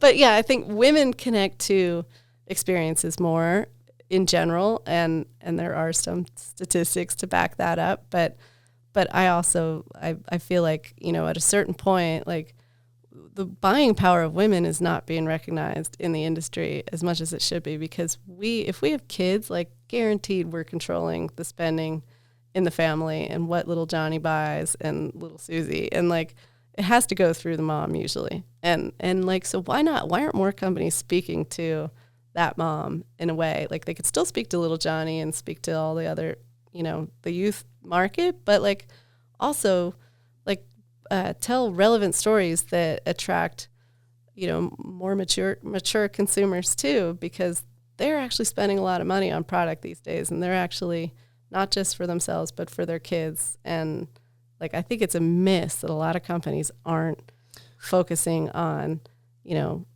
as progressively focusing on a little older demographic and the moms.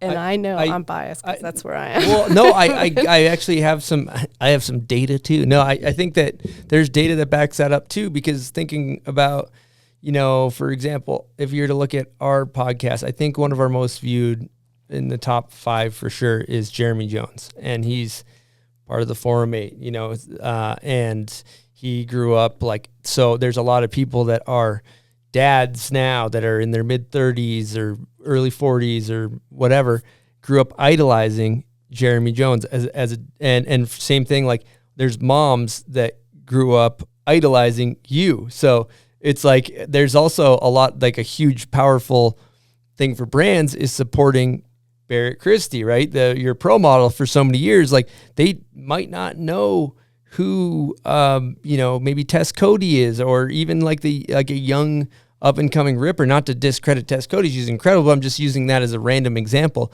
But they grew up watching you with posters on their wall, and they want to buy a Barrett Christy board, So I'm sure you see that with GNU and stuff like that, right? Yeah, well, I mean, not so much with me. I'm not going to go there with me, but like with Jamie, Jamie Anderson, she has the best-selling women's model that we make, and it is premium. It's also the most premium model that we have in the line. So, like, her audience is anywhere from the up-and-coming, like, junior shredder to, like, moms and 30s, 40s, 50s, because she kind of crosses that age spectrum so well. And obviously, like, you can see something in her that you can relate to, whether it's the little girl who wants to be like her and do those contests, or whether it's the mom who wants to, like, have the freedom and the free spirit that Jamie exudes so well. And I don't know. I mean, there's examples like that across the guys too, but I do think that there's, like, and on the guy side too. Do you ever watch go on Vintage Snowboard Trader? And, yeah. like, those guys are, like, fanatics, and they're the ones spending, like, $10,000 on a board because they just remember, the good days, and they respect and want to, stay in it and invest in it. And so, like, those guys are cool too. Like, there's no, like, right or wrong cool marketing strategy. I just think, like, companies, the more they can, like, broaden the landscape and speak to more people, the better off they're going to be. And to not do that is just a total mess. Well, that brings back another just interesting point about snowboarding is, if you think back, snowboarding is young. It's a young sport. It's not like, basketball or whatever. It's been around for generations, and there's grandparents that played, and like, our grandparents didn't snowboard. It didn't exist. And so when you look at brands, when they were marketing, like, when you were, a lot of your ads were geared towards, like, a 17-year-old kid, right? Like, you were, especially the old pros from Hard Hungry and the Homeless and stuff. It was like that you were washed up when you were 21 because you're only selling to kids. And now we have second generations of snowboard. You have kids that snowboard. So there's the parent, like you're saying, like, the parents' buying power is a new thing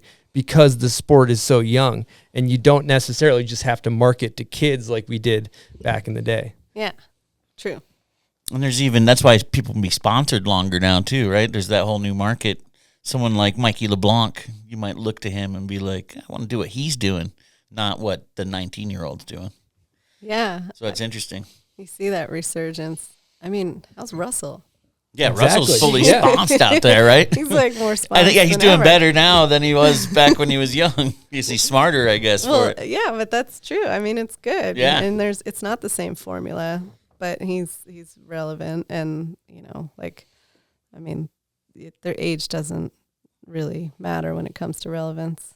Yeah, well, speaking of that, if we're talking about age, we got Todd Richards' guest question. Here we go. Fossil. What's up, Bomb Hole? Todd Richards here with a question for my really good friend, Barrett Christy. Barrett, your accomplishments in snowboarding are legendary in their own right. I mean, you've stood on top of countless podiums, whether it has been slopestyle or half pipe or big air. You've had one of the most successful women's pro models in snowboarding from GNU. You've ridden for incredible brands like Tag Heuer. You were part of the 98 Olympic team. You've broken boundaries as far as what's possible in women's snowboarding and inspired generations to come. And you're a nice person. I mean, Jesus Christ. That's almost too much to handle. So my question to you is, what was your favorite part about living with me? Oh my gosh. I wish I had the way with words that Todd has. He is so good. That was the best guest question we've had to date, That was right there. really sweet. Thank you, Todd. The best part of living with Todd was I mean, his toy collection. He had I mean, okay, I could probably tell some more stories, but he did have toys. He lived in the loft, and his wall, and it was a tiny loft, and it was like lined with Star Wars toys, and I'm pretty sure he'd be up there playing with them too at night. 100%. When I was going to the bar, doing he was little up there action playing figure with his stuff. It's actually a toys. little bit of a sore subject. I think he lost a bunch of those. Oh, no. Oh, in the fire? There's a fire situation. Actually, Yeah. might be too soon. Actually, it might be a little bit of a Unless too you soon. like got him again. No, I you think- got him. No. You still got a bunch though. But Todd was a good roommate. I mean, he was okay. This is when I lived in Breckenridge. I lived with Todd, but I was also hanging out in Vail a lot more. And I think I lived in Breck, and I had a Vail pass. And I didn't even ride in Breck, but living with Todd and Christine and Jana Mayan. Yeah, I think about Todd back in that time, and he told me. Actually, I'll start with this. We were at Dew Tour last year, and I called Todd. It was like maybe 6 p.m. or something after we had done some announcing, and he's like, "What are you doing, Todd?" He's like, "I'm laying on the floor of my hotel room. I just got done playing. I think he was playing like video games or something." And I'm like, he's like, "It's incredible. No kids. Nobody needs anything from me. It's like back in my days in Breckenridge. I used to just, I mean, it was so easy. You know, he was talking about back in the day. It was so easy. I just go snowboard all day and come home and play video games. Like I would kill for that now or something like that." And you probably lived with him during that time. Yeah, Todd was definitely up in his little loft playing with his toys while I was at the bar, probably doing gymnastics on the dance floor. Blowing out your poor knee. Todd was great to live with. I love how he turned that question into talk about me. Talk about Todd. No, Todd actually, I mean, during that time, like he stood up for me a ton. He was always the biggest advocate for Jana was our roommate at the time, and Wendy Powell and myself. And he was always like full of compliments, full of opportunities. And he'd stand up for me and like definitely talk me down from some, boyfriend drama. And he's such a good guy. Who's got a better McTwist? Oh, Todd, for sure. You think so? Than me? What do you think, bud? Yeah. I don't know. I'd maybe go Barrett. I'm going Barrett. I'm going Barrett. I don't know about that. Yeah, I'm not so sure about that. Todd McTwist. So I also heard a rumor that there was a Ween song created. Is it like about you or with you, or what's the deal with the Ween song? It was not with me. It was, I don't know. I read that from something that they wrote or someone wrote, and I was kind of like, I had to go back and listen to the song. Those guys are friends. I hung out. We grew up in the same town, and spent some formative years with them as they were like their first MTV video, and like that period of time was really cool, and we were going in different directions, and I was dating my friend Erin, and then ended up leaving to go follow my dreams, go out west, and was just like, okay, well, I'm moving on, and they were moving on too, but I think there were some hurt feelings, and so like years later I listened to that song and it did kind of ring a bell. And then I don't know, I mean, I certainly wouldn't be vain enough to make that claim myself.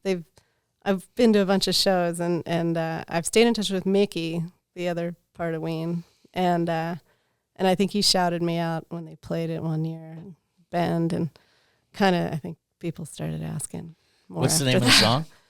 I think it's like Birthday Boy or Baby Bitch, and they talk about the same story in both of them. Interesting. Great songs. Yeah, they're the lyrics aren't very nice, though. No? Like, it's not complimentary. No, so no. You broke somebody's heart. Well, I guess I might have been a bitch or something. I don't know.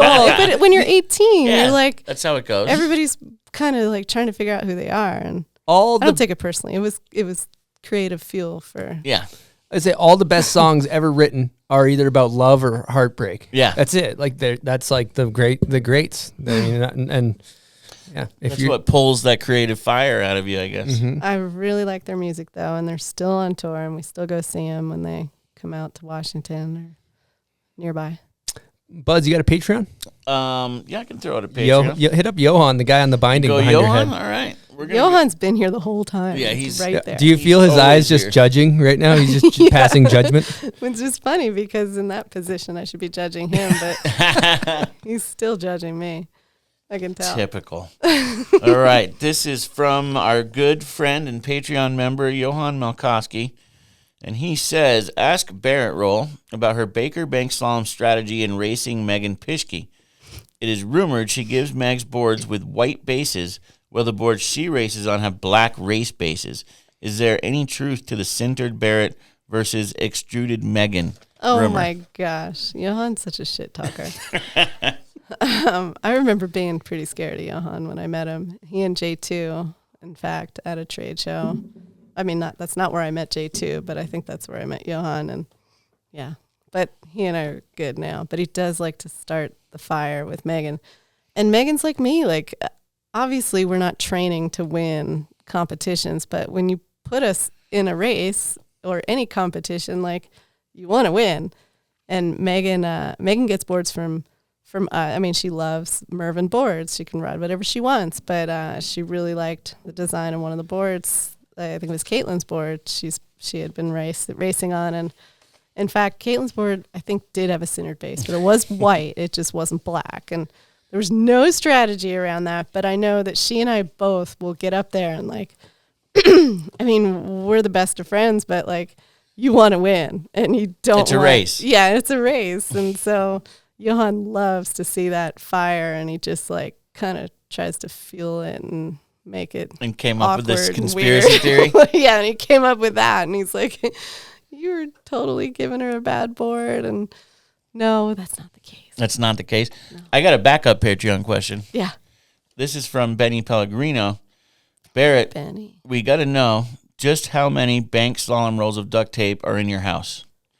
And he says 25 to 30 with a question mark. Oh, I don't know. They're just mostly rolling temples around? Yeah. and now cannons too. No, I've only got one gold for pro women's. And I got a gold for pro masters women's, but a few seconds and thirds. Temple has a lot more than I do.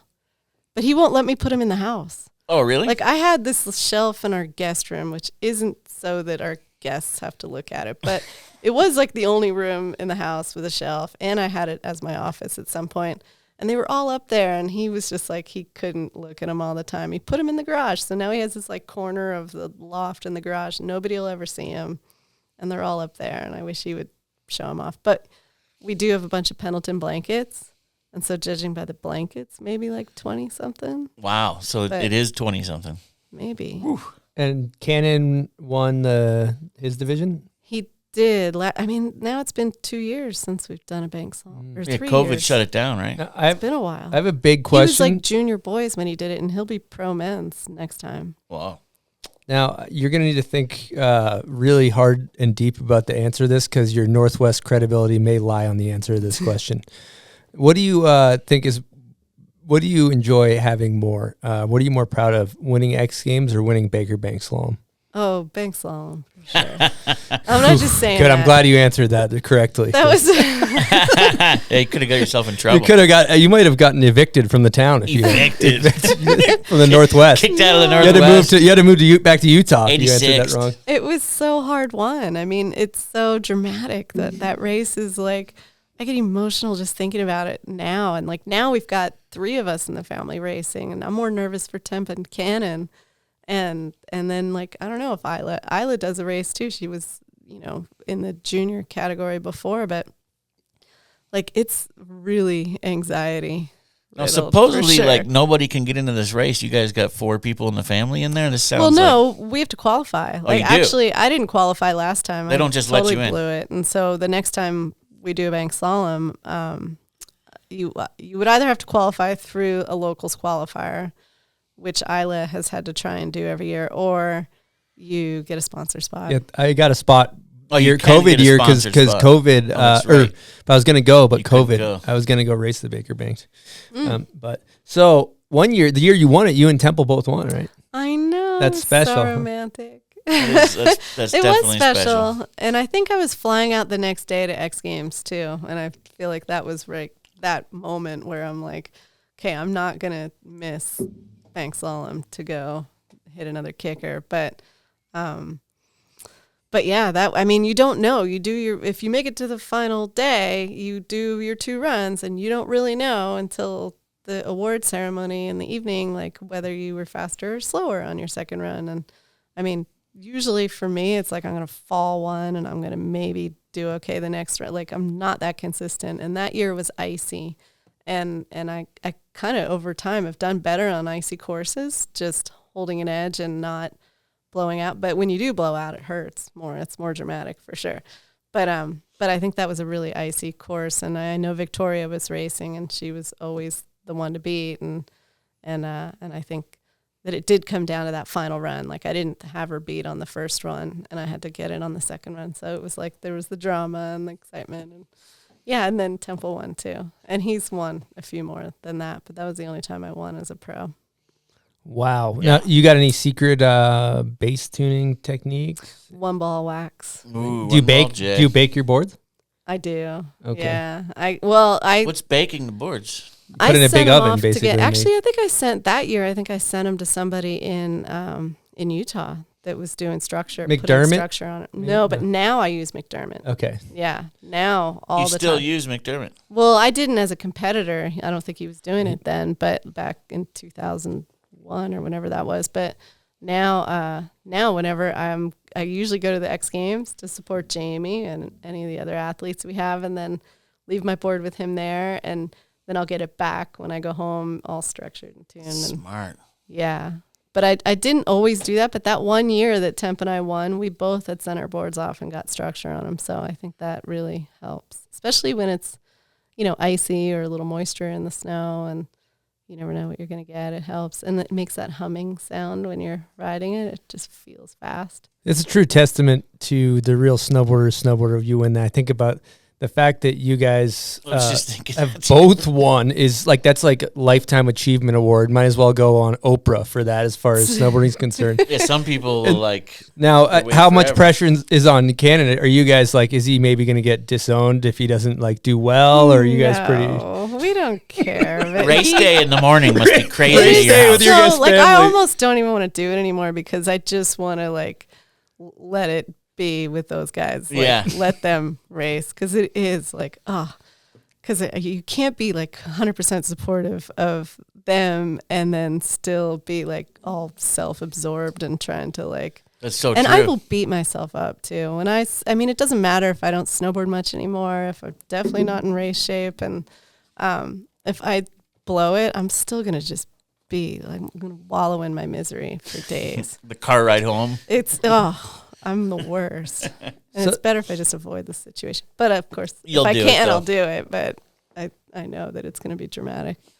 So now that you're a mom, which is badass, and you guys have an awesome family, you and Temple, and what do you enjoy more? Like, would you say that you're more proud of like riding those big contest days, or is it more about just the days with the family, like riding with the kids? What's better?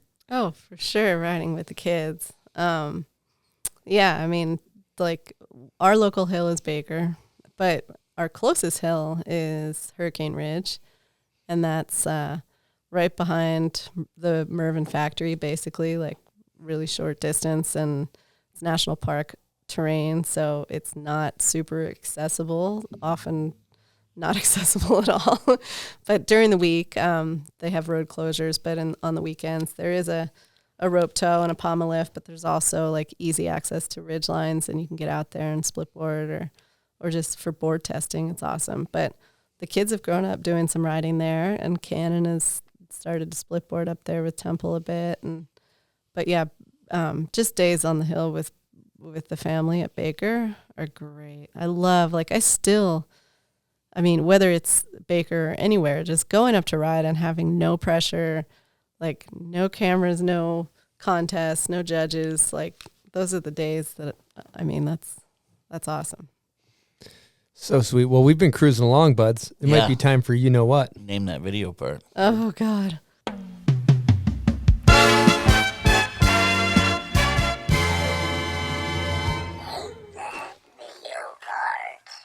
Name That Video Part is presented by Woodward. Woodward Park City is about 15 minutes from Salt Lake City, 2 miles past Parley Summit, and they're open 365 days a year with twilight lift access for biking and shredding as conditions allow. This is a one-of-a-kind action sports community hub. Takes the whole idea of huck it and hope away from action sports with foam pits, trampolines, airbags, proprietary training equipment, and some of the best coaches in the biz. I'll tell you what, buds, I've been thinking about getting in that foam pit and learning quadruple chucks. I would love to see that, Chris. It's also one of Salt Lake's only indoor parks. It's a really fun skate park, and I love that you can skate year-round. If it's hot, you can get some AC. If it's cold, you can skate in the winter. Drop in for a session or lesson or go all in with a monthly membership. Woodward Park City is a one-of-a-kind training facility with trampolines, foam pits, and coaching, all designed with progression in mind. If you're in the Utah area, check out Woodward Park City. All right, Barrett. How are you feeling confidence level-wise? 0. 0. Yeah. Big I 0. hope you lob an easy one at me, please. I talked to her on the phone, and she basically made it sound like she knows no video part songs. 0. Like never watched this. Never watched. Not once. Never. Like doesn't. I'm kidding. I mean, I have, but I don't know. Actually, probably watched them on mute most of the time. Watch them on mute. Okay, here we go. I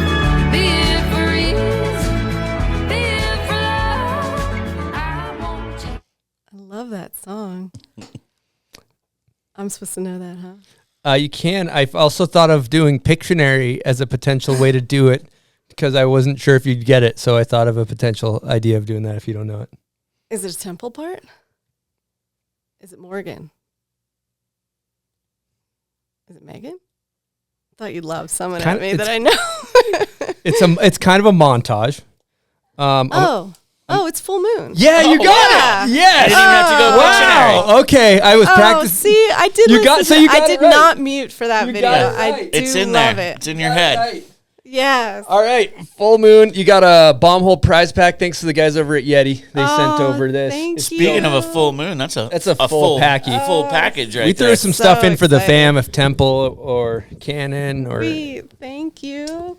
any Yeah, of you guys want any of that. If I got to shout out the Full Moon crew, Rob and Leanne, all of those girls were so. I mean, I was so stoked to be involved in it. But the fact that they I know what it takes to build a project out like that, and they went through the whole thing and the sponsors and getting the support and orchestrating the whole thing and putting the trips together and the storylines and then to cover the past and the future and some of the best riding too. It was great. Yeah, it was awesome. This was going to be my charades I was going to do. It's like that was a moon. That's a full cup of water. Would you have got there from Would that? you have gotten that, you think, or no? No. I'm glad you actually got it. Yeah, Well, that's incredible. congrats on that. For part 2 of Name That Video Part, this is for the listeners. If you know the answer, comment on Barrett's photo on Instagram, on our Instagram when this comes out. That's where we pick our winner. Here we go.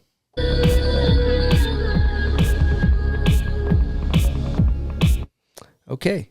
Thank you guys for playing Name That Video Part.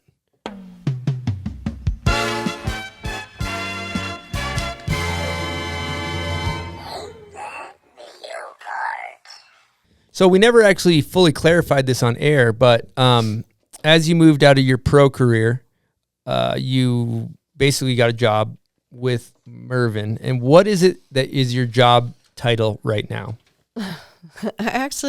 There was a long time where there was no I think Pete gave me the title Director of Awesome, and that was pretty cool. But it didn't, that could be anything. Yeah.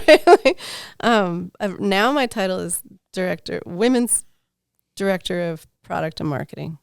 But yeah, there was a long transition period there. I had the luxury of kind of easing my way into the workforce. I went from competing at the tail end of my contracts, started having a family and had Canon, and then actually was kind of Mervin and Nike both kept me on in some capacity as an advisor or creative consultant on with Mervin with product development, and then eventually building out a women's program and a team.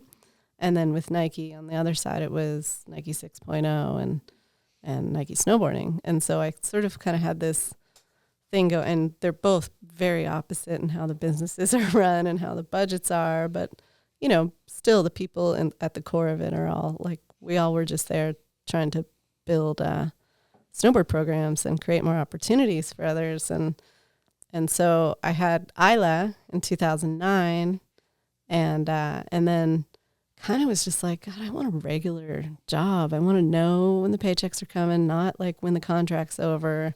I wanted to like not deal with the taxes and being an LLC, and like, I don't know, it seems like in hindsight, it's kind of a narrow-minded, you know, way of living. Like I just wanted that. I wanted that normal life. Like didn't want to travel anymore. 2 kids, wanted to settle down and like just sort of know what I was doing and maybe start down that path. So I was all for it when the opportunity came up to be an employee at Mervin, and at that point I let the Nike opportunity go and was living closer to Seattle when that's where our office was, and knowing that the factory was in Washington and that, you know, where we were living was kind of right between both of them. So it was an hour and a half either way to get to one place or the other.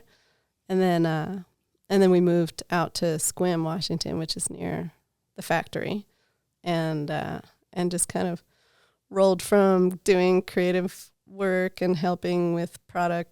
Like I wasn't like doing product development, but I was definitely like sourcing artists and like trying to decorate the boards and work with a graphic designer to make them actual snowboard graphics, but then also finding girls and building a team. So at that point it was like a matter of building, and that was really fun. But it's totally evolved. I mean, snowboarding's blown up, and we had like one women's pro model in 1995, and then now we have like 28 women's models that I work on between GNU, Lib, and Roxy, and so it's awesome. And I think Mervin's still leading the way in terms of women's product assortment and medal count too. In medal 100%. count. I mean, just Barrett alone, but then you got Caitlin Farrington and you got Jamie, and that also leads me to kind of like, it seems like you have an eye for talent, right? Because you're finding talent. Yeah, I mean, it's. I think it's easy. Some of those girls that you just mentioned, like it didn't take a real seasoned eye to notice the talent there. They're incredible. But again, it goes back to like building relationships. They could have ridden for anybody, but like I'm a fan and I wanted to work with them as much as they wanted a sponsor that supported them. And so, yeah, I mean, it was really like, that was a total highlight in my career, like on the other side, not being a competitor, but being around for when Caitlin and Jamie both won gold medals at the Olympics. Like that was so gratifying and so rewarding, just because I remember both of them when they were pretty young and met them both when they were like 15, and to see them come up and, you know, follow their passion, but also like take unique paths to get to their success levels, because they weren't really, you know, Jamie doesn't follow the team. She's part of the U.S. team, but she does things her way, and she's earned that right, but she will continue to be her own free spirit. And Caitlin, too, had a totally different path. Grew up on a ranch, rode horses, and definitely did things her way. Well, I got a guest question from co-founder of GNU, LibTech, Mervin, Pete Sorry. Oh, Here we go. Hey, B, it's Pete Sorry from Mervin. Had a question for you to bomb out on. It's a two-parter. What exactly are essential oils? And your family is probably the only family in the world with its own personal snowboard sidecut. What's that all about? I'm not sure what essential oils have to do with the sidecut, but Let's talk essential oils. thanks, Pete. Let's talk Pete for a second. Yeah, let's give him an air. Let's give him a big old air horn. Yeah, Pete Sorry and Mike Olson are the founders of Mervin, and they are the heart and soul of the company, and I have the privilege of working with both, but more closely with Pete every day, and he's the creative director, but he's, like I said, the heartbeat behind the creative and marketing side of the company, and he's my neighbor now, and so I love him and his family. essential oils. I don't know where that came from. No. Actually, I have some in my purse. Like, I use thieves and try to always kind of have nice smelling things. Not like what you guys are into sniffing, but Oh yeah, smelling salts. Smelling salts. These are basically like essential oils. If you want to try one, we kind can. of. I mean, you should. I remember my grandmother had smelling salts in Really? her old purses because like ladies used to faint a lot. Yeah, or something. Like, apparently.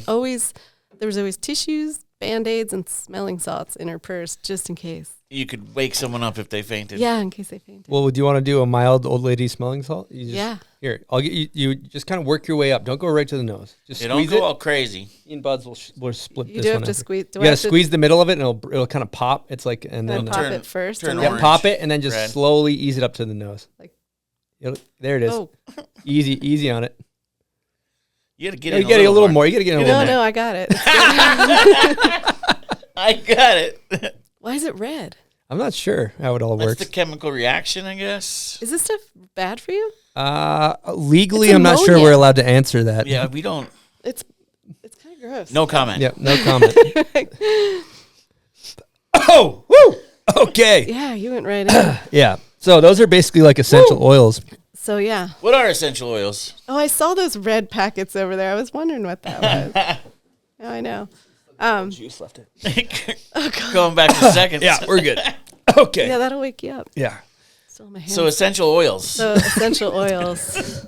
They just smell good? Yeah, but you know what? We also like total believers in CBD oils and like the benefit of I don't know. I've got a lot of aches and pains, a lot of things that come back to haunt me, and I definitely use the CBD oils and creams and also just like the room to smell nice. So a little lavender and thieves now and then. That makes Yeah. sense. You ever walk into Whole Cinnamon. Foods, Buds? Yeah. What you're smelling is essential oils. Oh, really? That's what's Most going likely, on. Yeah. Yeah. I didn't know Okay, that. and part 2 was something about some side cut that you guys secretly.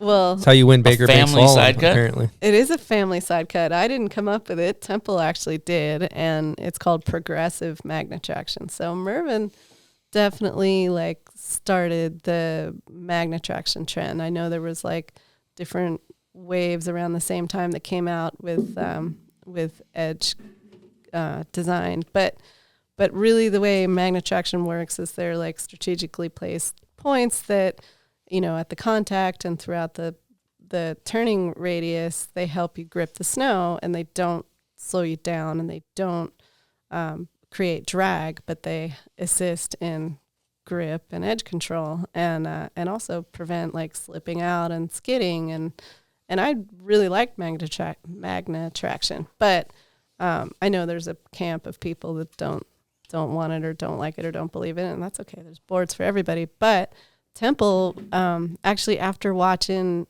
and it's not like we do video review bank slalom, but somebody had a video of him skidding out on one of his turns that like, you know, looked cool, but it was like that little skip was enough to lose the race. Like it takes you from first place to 10th place, you know, in fractions of a second.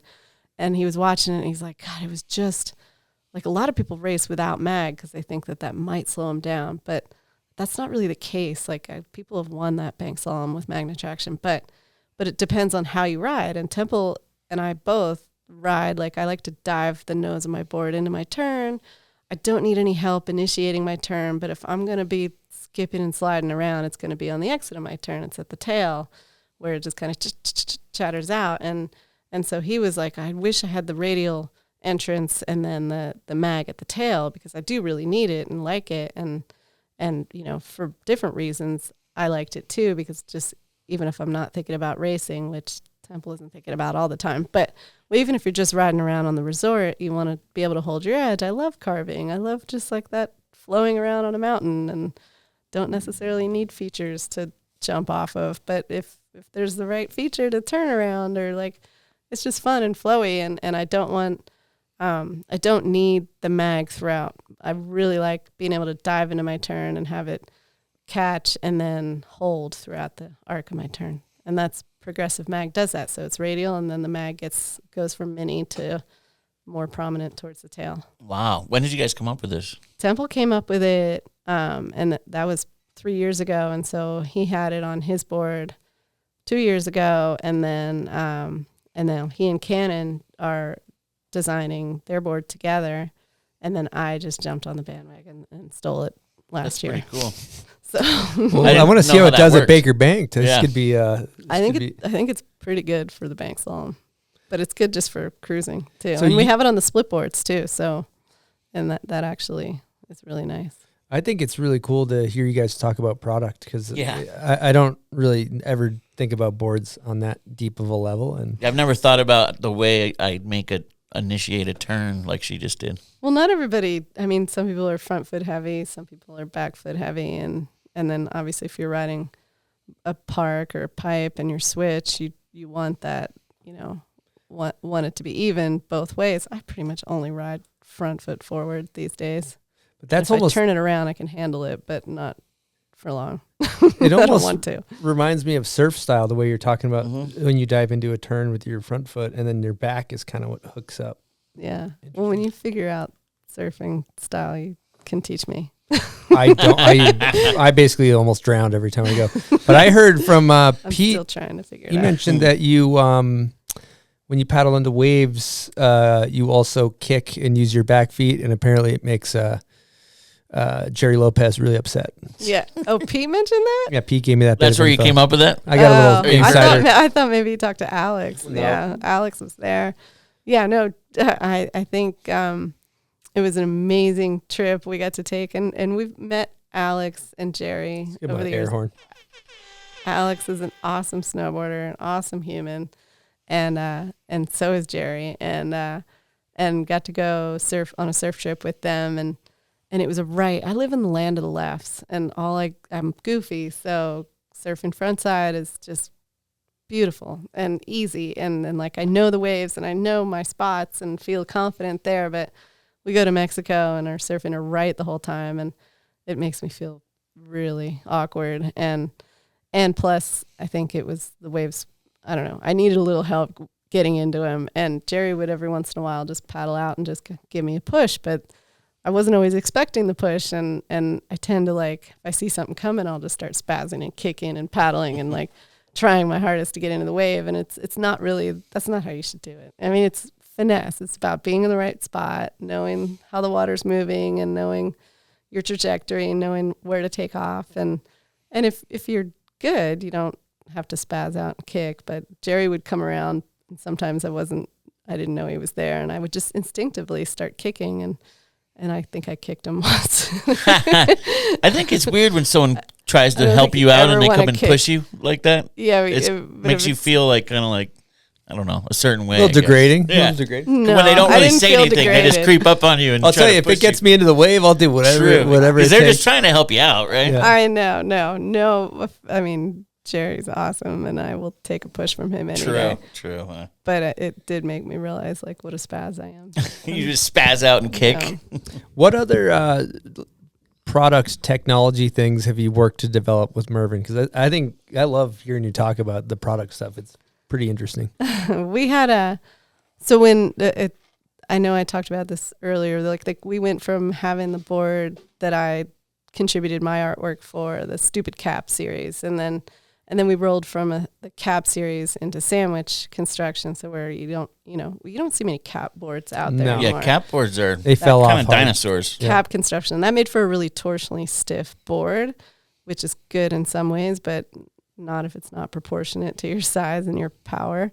So I remember going from cap to sandwich and like having the choice between the two, and then eventually like cambers. Like at first everything was camber. I didn't know any different, but then when they came out with our banana or C2, the camber hybrids, like it there's no right or wrong, but it is a different way of riding. Like if you need that camber, like if you are a back foot rider, like it helps to have camber because it holds you up, and if you have the reverse camber, you could tend to slide out a little more. And I'm not a super centered rider. I like to ride in the back seat, and I tend to lean on my back foot, and so I prefer camber.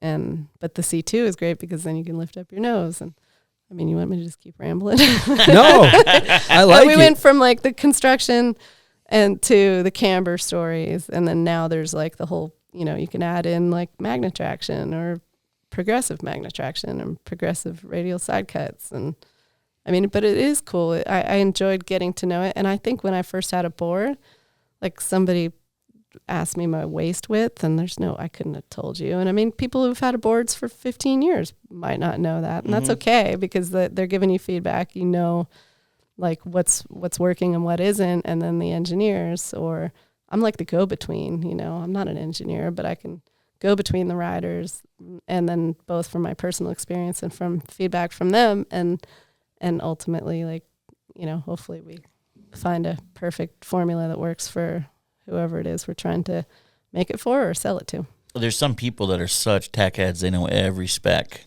Yeah. On a board, and if they come and ask you, they get bummed if you don't know what's up. If you're working for a brand, yeah, because I never knew any of that stuff either. It's yeah, crazy. You had crazy a board brand. Yeah, and then you're at a trade show, and someone's like, "What is the radius?" And you're just like, "Oh, damn, dude, no clue." I had a board for 10 years, and all I cared about was the graphic. Yeah, like you probably weren't. You didn't give any influence on like what this needed. The to shape be and the graphic, and I was pretty and for the non-selective shape, you could like probably draw it, and that would be enough. Exactly. Yeah. It's interesting. It's cool. I mean, snowboard construction has come a long way. There's a lot, especially that goes into when it. you see we raced at Bomb Hole Cup. We raced vintage class, which is a race for boards over 30 years old, I believe, is the cutoff. And you're like trying to make a turn. I was on this old Sims Noah Selaznick Noah's Ark, and the thing just is like doesn't want to get on edge. And yeah, they totally have come such a long way. It's actually a science to it, huh? Well, you got people like these guys inventing side cuts. Yeah, inventing different ways to do it. Yeah, well, I think Mike and Pete were definitely at the forefront of side cut. I mean, how many years have they been doing the brand? I think Mike was making boards in his garage in the 70s. That's crazy. 80s. I mean, I know I talked about Amy Howitt. Like she was the world champion 80. God, yeah, I remember 89, seeing her in some videos back then. Yeah, and like by 89. then they had a full-blown line, and they had like more women on the team than men. I remember a GNU team video that when I started snowboarding, it was like the GNU meal? Yeah, that's it. I was Yeah. wondering what it was called. That's crazy, and she was in that movie. I thought you were going to play a video part from that, the music. He's probably never seen it. It's probably hard to find. Yeah, I had a VHS of it. That's crazy. Oh yeah, and that was cool. That was a creative project. It wasn't just. I mean, for a lot of people that would have seen that movie, it may have been an introduction to the sport. Yeah, and so it was unique. And there wasn't a lot of brands even doing projects like that. There was like Burton and them and Sims maybe. Yeah. All right, we're going to take a quick break and talk about a contest called the Style Experience, buds. Canada Snowboard is revolutionizing the big air game with their newest event, the Style Experience. With an integrated style contest component, this is the perfect combination of progressive and timeless tricks. Yep, this one's going to be high revs, buds. Watch the best snowboarders in the world chuck carcass at the largest big air contest Canada has ever seen, in the winter stronghold of Edmonton, Alberta. It's going down in the Commonwealth Stadium, boasting VIP suite options, private bars, heated tents, a vendor village, and much more. Fire this one up on the evening of December 10th, Canada. The Style Experience is made possible through the partnership between Canada Snowboard and Explore Edmonton, presented by Toyota. Get on the most stylish winter gear and secure a spot at the winter event of the year on Ticketmaster. All right. We have a Patreon question from Ronnie Barr. All right. Which gave you better feels? Any of the amazing accomplishments in your career, or all of the amazing opportunities you give so many young ladies in snowboarding? Oh, that's nice, Ronnie. Definitely. I mean, the accomplishments in my career were short, like it wasn't a long time. And I feel like I've spent twice as much time trying to create opportunity for others and just doing the work that I hope builds a stronger industry and builds more participation. And so that gives me the feels, because there's no time limit to that. Hopefully I can be doing that for until I retire and sail away into the sunset. And you probably only get better and better at it. Yeah, as there's no the years age go limit. on. Yeah, just learn. Yeah. More to offer, I guess, as you age. Yeah. Well, we talked about a lot of the accolades, all the X Games, U.S. Opens, Gravity Games, Grand Prix. Baker banked, obviously, the most prestigious Women's Rider of the Year with, I think, Transworlds. But you got ESPN Action Sports and Music Awards Female Snowboarder of the Year. That sounds like a pretty mainstream badass award. How is that? I think that was before they did ESPYs. Yeah. It was like the year before or something. And it was just action sports people, I'm pretty sure. And it was awesome. It was like going to Hollywood and going to a big theater. And I remember, Kelly Slater, and I saw Jack Johnson, and he was sweet, and he said, "Congratulations," when I walked by. Wow. And I saw legendary. Metallica, and I sat right in front of them. And You sat right in front of them. yeah. And I also sat in front of Tara Takitis, and I went into that with a busted foot. So that was the year that I had my foot surgery, and on crutches, and pretty much my ego was busted too. Like, I just thought, like, this is it. Like, Tara passed me by, like, all these girls are coming up, and like, I'm not there anymore. So I was kind of probably struggling a bit with like what that next thing looked like and how I was going to transition from being a top competitor to like what's next. And that's like an emotional time, especially when you're on crutches. And then I ended up winning, and that was kind of like, well, I had zero preparation for it. Didn't want to like set my hopes on it because I was positive I did not deserve it. And so I'm really grateful for that. I still got the trophy hanging up. Were you on crutches the day you won it? Yeah. You had to like crutch up But there I for did action get to go sports? I did get to go get like styled and you did? dressed in Wardrobe. like, an Armani like little silk suit, and had diamonds, and so I had to give them all back. But Yeah, they give you diamonds and stuff. I Huh? painted my crutches black before I went Nice. down there. Yeah. That's Almost kind of as a prestigious boss as the move. Baker Bank slalom wins right Yeah. there. Wow. Hollywood. Yeah, that's cool. sick. Speaking of like talking about knowing what to do after your career, I know outside of Mervin, you've been doing some, I guess, kind of helping people plan for the future. Do you want to talk about that? Yeah, I think that there's a lot of changes in the past few years, like whether it be COVID or just, I mean, getting older myself, but I've been pretty hyper focused on like, what that transition looks like for both riders and then for people at any stage of their lives. Like, I think COVID alone is a major like world event, world phenomenon that we didn't have to go through as kids. So I've got 2 kids that are like, have lived through a pandemic, and like, what does that look like on the back end? And like, what are the things they've learned from that? But also how it's changed the industry and how it's changed the definition of professional snowboarding. Like, there's way more digital online presence. There's way more influencers now than there was 5 years ago. And there's way more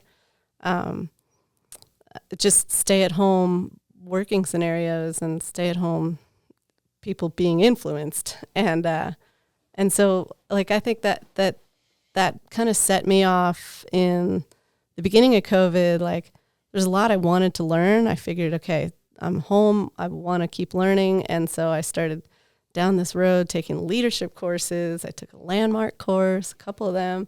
Those are fun if you ever get a chance to. What's a landmark? Yeah, what is that? It's called a Landmark Forum, and it really is like, it's pitched as a leadership course. I didn't know much about it, but I knew some pretty badass women that had been to them and took their advice. I was like, okay, I'll go. It's 3 days intensive, like in person, in a classroom for 12 hours a day. And it just it helps you reframe how you feel about life and goals and leadership. And ultimately, like, no matter what has happened in the past, like, you are just like, your life starts now. Like, you live in the present and look towards the future, because it doesn't matter what happened in the past. And we're all telling ourselves stories about like who we are, and could be based on what you've accomplished in snowboarding, or like if your identity is tied up in snowboarding or in a certain job or as a parent, and then all of a sudden things change, and like you can really go down a deep, dark hole. And so like, And I didn't go in there with a hold I was trying to climb out of, but I did want to like kind of get a better grasp of how I would proceed and like what leadership looks like and how I could sort of like quit taking or stop having barriers around me. Like, because I'm my biggest critic and I'm my biggest like enemy when it comes to progression in snowboarding and in career. I think that we all kind of do that. We talk ourselves out of a lot of things when we're just kind of struggling with insecurities or trying to get past failures or big life events. And so that was pretty timely. And that just led me to like look forward and try to figure out, you know, what more I can do. 'Cause you kind of just don't want to do the same thing over and over again. And so then I took a leadership course through OSU, which was like a pilot program, and it was kind of like for outdoor industry. Learned about land management and like different styles of leadership, and I guess you just kind of like you just, I don't know. That was definitely at the point of not saying no to anything, and that thing came up, and I'm like, sure, I'll do it. But it wasn't like I learned a bunch of facts or figures that are kind of launch me into a new stratosphere, but it did like introduce me to more people and create the opportunity for more conversations and inspired me in new ways. And so the next thing that happened was I was like, I got to get my financial life together. But I also didn't really know much about money or just the basic fundamentals of how it works. And like, now I'm an employee, I have a 401k. Like, what is that? How does that work? Nobody teaches you that. They might give one to you if you have a job, but they don't really teach you how that works with taxes and like what your long-term strategy might look like. And I have a financial planner and she's been great, but she wasn't a teacher. Like, I didn't go to her to learn about what she's doing. I just kind of gave some money to her and let her do her thing. And so I went down that path and I started diving into some financial education, and all that I think is really connected. And from learning about that, I've kind of realized that, okay, if I'm going to go down this road, I'm going to learn, then I would like to like get a license. I'd like to be able to help other people. So I got my license. What's the actual license? Licenses. I got a license in insurance because that, I was like, that's kind of the first step for me to like be able to help people with protection. And with an insurance license, you can help people with certain long-term financial strategies that utilize insurance products. Not like investment. Like, I'm not interested in doing stock investments for somebody, but I am interested in like protection and letting people, like guiding them in ways that they can move money to places where they're going to have less of a tax impact. And so insurance plays a role in that. Mm-hmm. And ironically, right when I got my insurance license, Temple and Cannon were in a pretty bad car accident. And boy, I got thrown into insurance talk and insurance world for like the last year and a half. But you were prepared for it. More prepared. I mean, more I don't prepared have my car than insurance the average license, person. but yeah, I was. Yeah, I was more prepared with like the process and the company, and maybe how to deal with them, and a little bit. Yeah, and ultimately how to get a lawyer to deal with them. Yeah. Wow, that's intense. But it was just kind of like, okay, well, this is good because it also taught me like, dude, we've done like stuff that most people would consider, you know, life threatening or like, I mean, we've done like, you know, we've had conscious risks in our lives through snowboarding and through all the activities that we do. But it's not usually when you're driving that you think like anything could happen or like this could go wrong. And yeah, it was one of the situations where they were hit head on by somebody who lost control. And so like in a moment, things could have completely changed. Like, I mean, things did change. Our lives have shifted since then, but it was really like a reminder of how fragile life is, how important it is to live in the moment, because life is now. You have control over your decisions. You can go anywhere you want in the future, but also like just cherish the ones you have and do what you can now to protect yourself so that like if something gnarly happens, then you and your family are at least like prepped or like you have a foundation and you're not going to leave them with a mess. That's smart that you did that, because you were saying earlier you didn't even have any insurance when you were younger. Yeah. So you went from that to where you are now. I know, and I had a few things. I mean, insurance is like, I mean, you didn't have health nobody insurance. wants to talk about Yeah. that. It's like it's not fun, and it's kind of, people think of it as like a scam, but I mean, you can get into some When you need it, though. But yeah, I mean, Yeah. it's like that's a blanket category. Like we could talk insurance and all the different ways it can work for you or against you, but yeah, I didn't have a health insurance when I was younger. Obviously, saw a need for that pretty quick. But I also had some good advice from my agent at the time, Astafin, like advised myself and all the other athletes, probably Todd and his other athletes, to get disability insurance. And somebody came and talked to us about disability, and that was a pretty expensive policy, but I was like, okay, I could see, I'll do it. And then like, that was the year I broke my foot. And if I didn't have that disability policy, my pay would have gone down, and then I would have been like kind of depressed and trying to figure out what's next, and, not be paying my bills because I didn't have the money coming in. And so that worked out in my favor too. And somebody, like, I wouldn't have known to go do that, but, somebody told me that was something smart to do, and so I did it. In school, they don't really go over the actual important things like No. taxes and insurances and Yeah, they financial don't. planning. Yeah. I mean, most people my age Yeah. don't know it. And No. it's just like the basics of like, if you're going to pay taxes, like you're either going to pay them now, or you're going to defer them till later, or you're going to try to do your best to avoid the impact of taxes altogether. And, ideally there's different ways you can lot of get creative into all ways, right? those three buckets. Yeah. But the older I get, the more important I think it is to protect yourself from, putting everything in the tax deferred category and like just put it off for later, because I think taxes might go up, but also like, I mean, there's real estate and there's all the things that like, you just think like, oh, you're set. I have a house. I'm good. I'll just sell that someday. But you never know. Mm-hmm. Like, you just want to just spread it out. Yeah, Spread it around. in the words of Wu-Tang, diversify those bonds.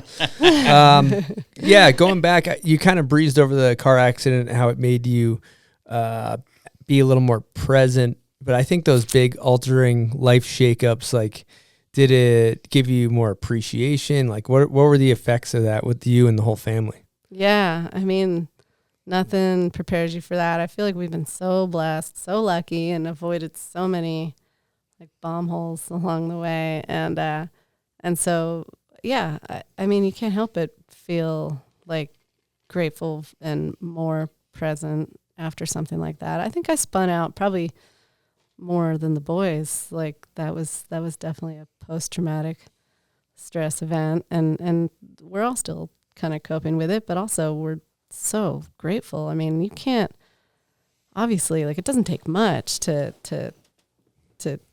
turn everything off, and that was a pretty high impact event, and they're just really lucky. We had a big truck, and the airbags went off, And it was head on, you said, right? it was head on, and yeah, and I mean, Temple was more crushed on the passenger side. Cannon was driving, and he was pretty crushed too, but he got out, and yeah, I mean, there could have been like any number of things, like in any different angle or different, scenario. It could have been, I can't imagine. And I know people are even smaller dealing car, with, like you were saying. That's crazy. yeah. Yeah. And so now, like, good luck getting back into a full size truck post that accident, because prices went from like, could have gotten a new one for $60,000 to now 120. That's the deal. That's where they're at now, huh? Yeah, Yeah. the F-250s and stuff are crazy. But That's crazy. I think I love that, just kind of reiterating what you said. It's like there's so much stuff that's out of our control. It's just it's is, all yeah. out of our control, and really, there's stuff that happens in our past, but that's irrelevant. There's things that could happen in the future, but really all we have is right now. And recognizing things that are out of your control and being in the present seems to be I haven't figured out how to do it entirely, but those glimpses you get at it when you're doing it, life seems to feel good. Yeah. Well, I think that the big thing that, I mean, for all of us, like, you're not, after something like that, you're not invincible. And, Cannon at 18, like I think a lot of his friends, and most kids at 18, I certainly did too, felt like I was invincible, like whatever, like all sorts of dumb decisions. But now, I mean, unfortunately that happened, but fortunately, like they're okay and they're good and they're able to continue on with life. But you can't shake that. You can't shake that, like, okay, yeah, no, I'm not invincible. Like that was sudden and that could happen to anyone at any time. Yeah, without any warning. You guys, it seems like you guys have such a cool life. Like when I look at it, like a cool family unit, I'll say from the outside. And you guys you have like a cool skate park in the front of your house. And I was watching some videos of Temple and Cannon like ripping that. And I don't know, just seems cool. What's up with the skate park? That was Temple's idea.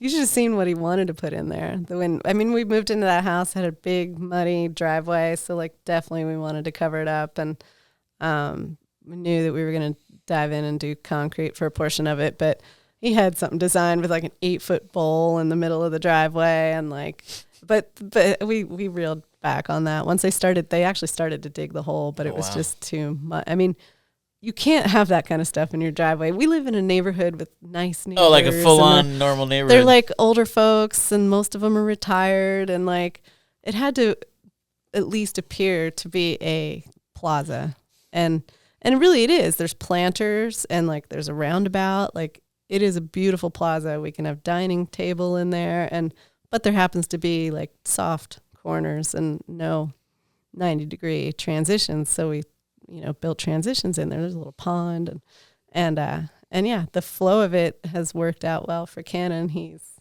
learned how to skate tight transitions. Isla's learning how to skate, and it's just nice to, like I was saying, like I'm really glad we didn't grow up having to take the kids to skate parks all the time, because there's one in the yard, just kick them outside. Wow. Okay, I got a question. I'm asking for a friend. No, I'm just asking in general. But so you have been on the cover of Apple Jacks. You've had your own cover of action Apple Jacks. figure. I don't know if it's a cover. Cereal magazine. You've been on the cover of Apple Jacks cereal magazine. Pop-Tart magazine. You've been on Pop-Tart magazine. You've been on Transworlds magazine. Yep. You won SBs or whatever they're called at that time, Rider of the Year. You've won X Games. Been in the Olympics. You've been in the Olympics. Now, what's cooler? Like, what has been more enjoyable in your life? Because I think that a lot of times people, the peak of life is fame, and like that's what a lot of people are after. Everybody is after. That's the like, oh, if I could win, like I will be happy. That's the ultimate goal as humans in pop culture. We idolize all of those things. And you've also seemed to foster a great family life, and you guys have a cool dynamic. Like what's been cooler for you? Like being a mom or being a top pro peak level? Oh, geez. Well, of course, being a mom. There it is. Yeah.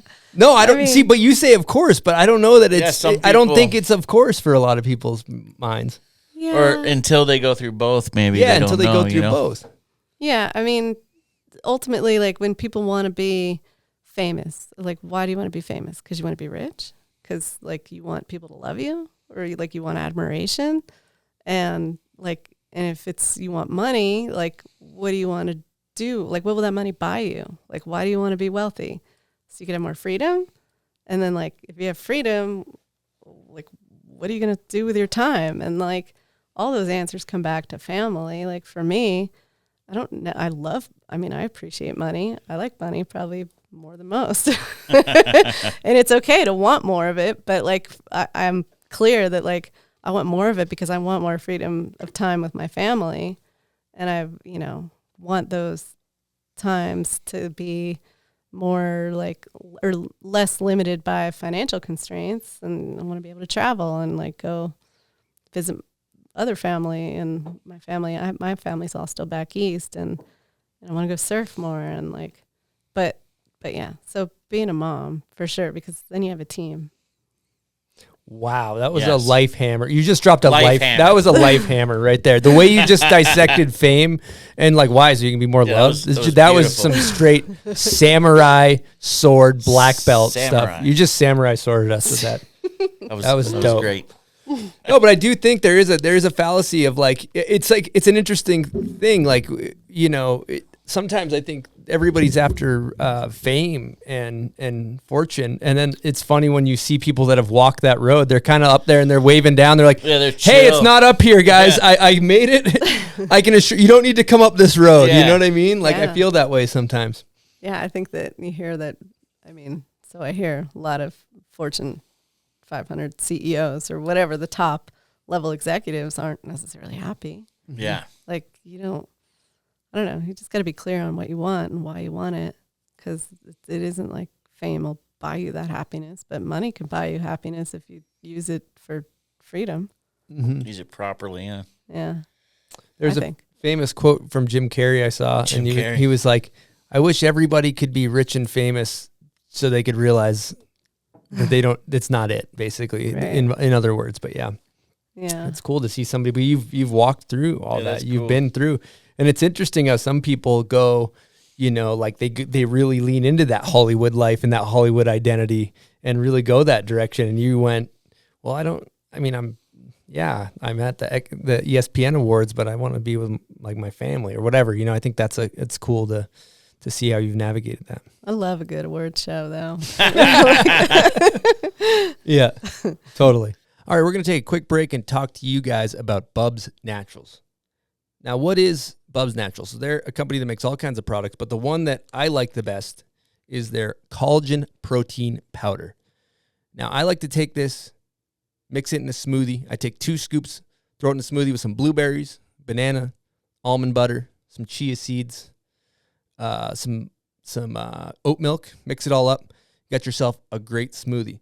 And the thing that's great about it, with 2 scoops of collagen in there, you get 20 grams of protein. And as you get older, your body kind of loses its ability to synthesize this protein. So you got to get it in the system if you want to keep snowboarding when you're in your 30s, 40s, 50s, 60s. If you want to be 110 and still be able to make twists or just turn down the hill for that matter, you got to take care of your body. So that's what's cool about Bubs. It's a company that comes from the world of snowboarding. So, snowboarders for snowboarders here. And you're supporting a great brand. 10% of all of their profits go to charity. So if you want to take care of your body, head on over to bubsnaturals.com. Use promo code BOMBHOLE for 20% off. Again, bubsnaturals.com, promo code BOMBHOLE for 20% off. I usually go through about 2 of these jugs a month if you're getting a lot down the gullet. So, again, bubsnaturals.com, promo code BOMBHOLE. All right, buds, it's time for that time. You know what time it is. It's time. I've been waiting for this.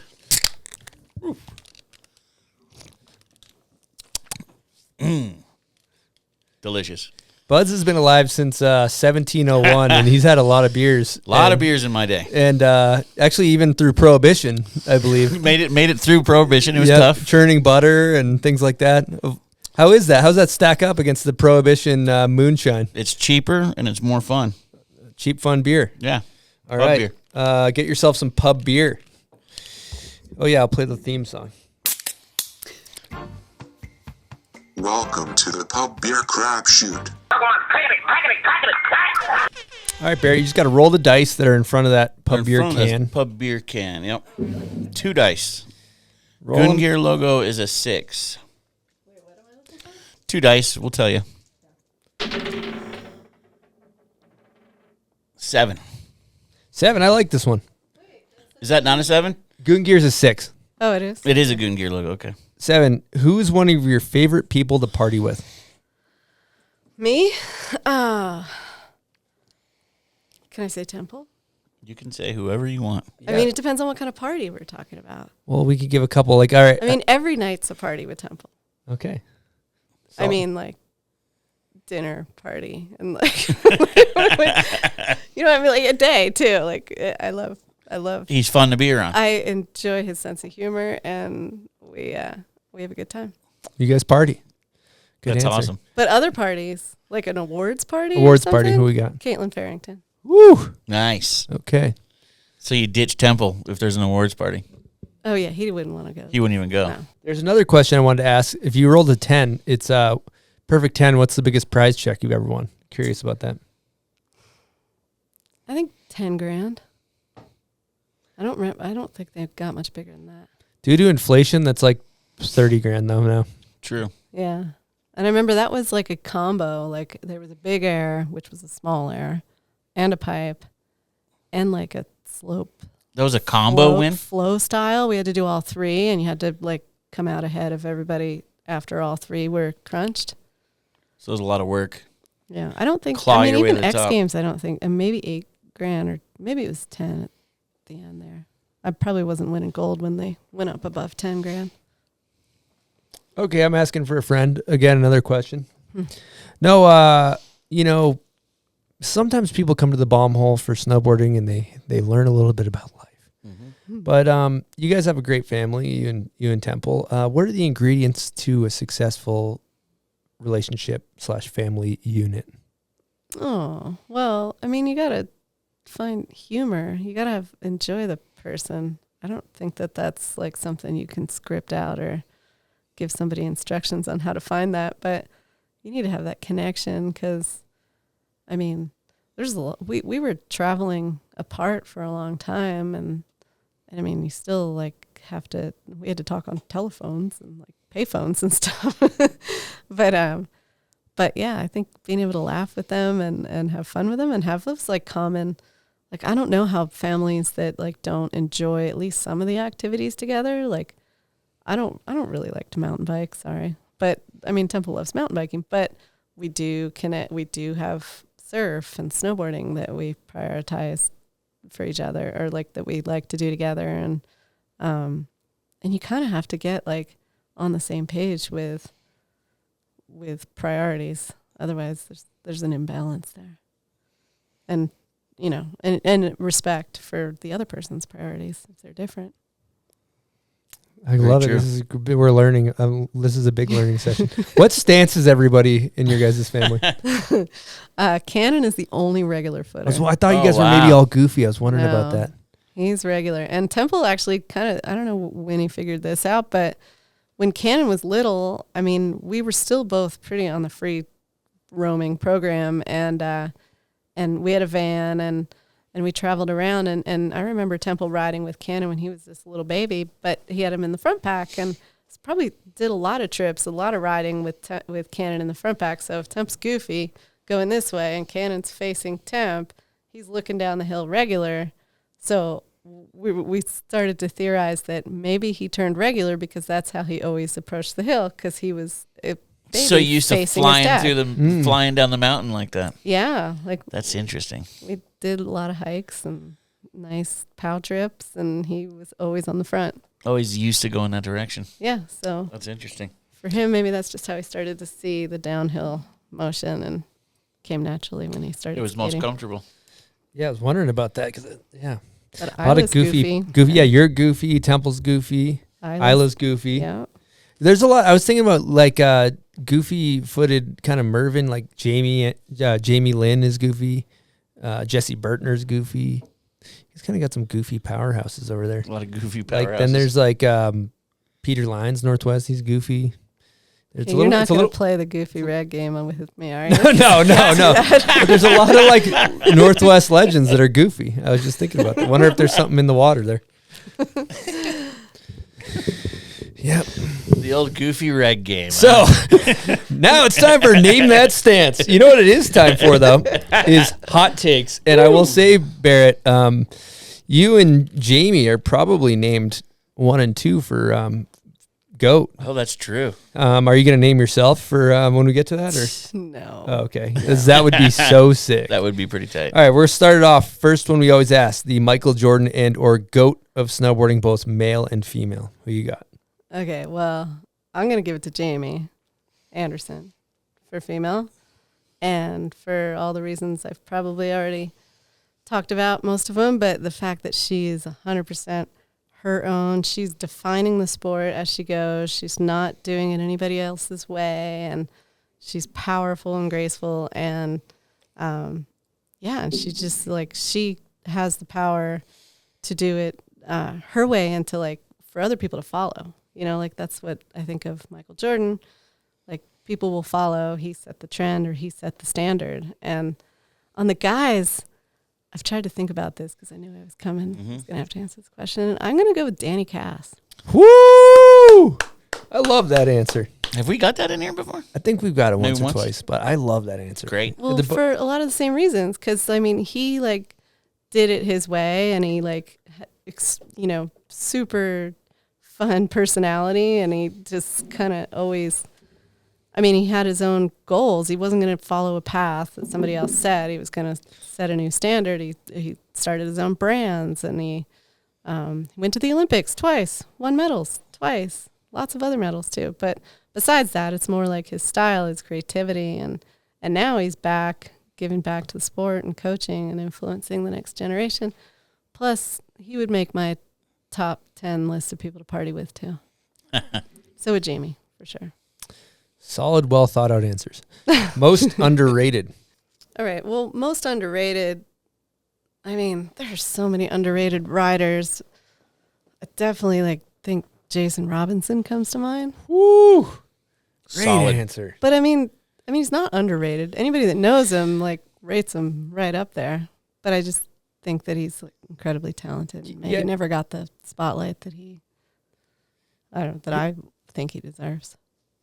His name could be right up there with the Travis Rices and all that, like with what he's done, and you're spot on. That's a great answer.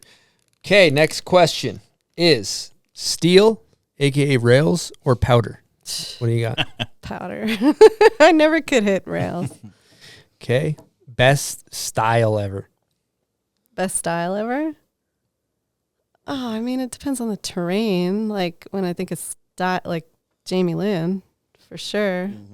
Northwest terrain and just power and flow. I loved back in the day watching Victoria. Flow and grace. And these days, geez, Zoe's. Like, that's next level style. Hadn't seen before to that extent. And then my boy Cannon. That's dope. Do you think he's going to be embarrassed that you said that? Or Yeah, I think he is. People are going to be looking him up. Why'd you say my name? Sick. Okay, best board graphic ever.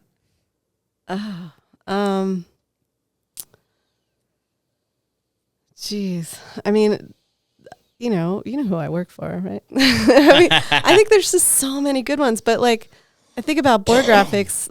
The reason I never got a tattoo is because I can't imagine having something that I am committed to that I don't get tired of and want to move on after a year. And so board graphics are great because you can be totally obsessed with something and then just move on and not have to ride it again.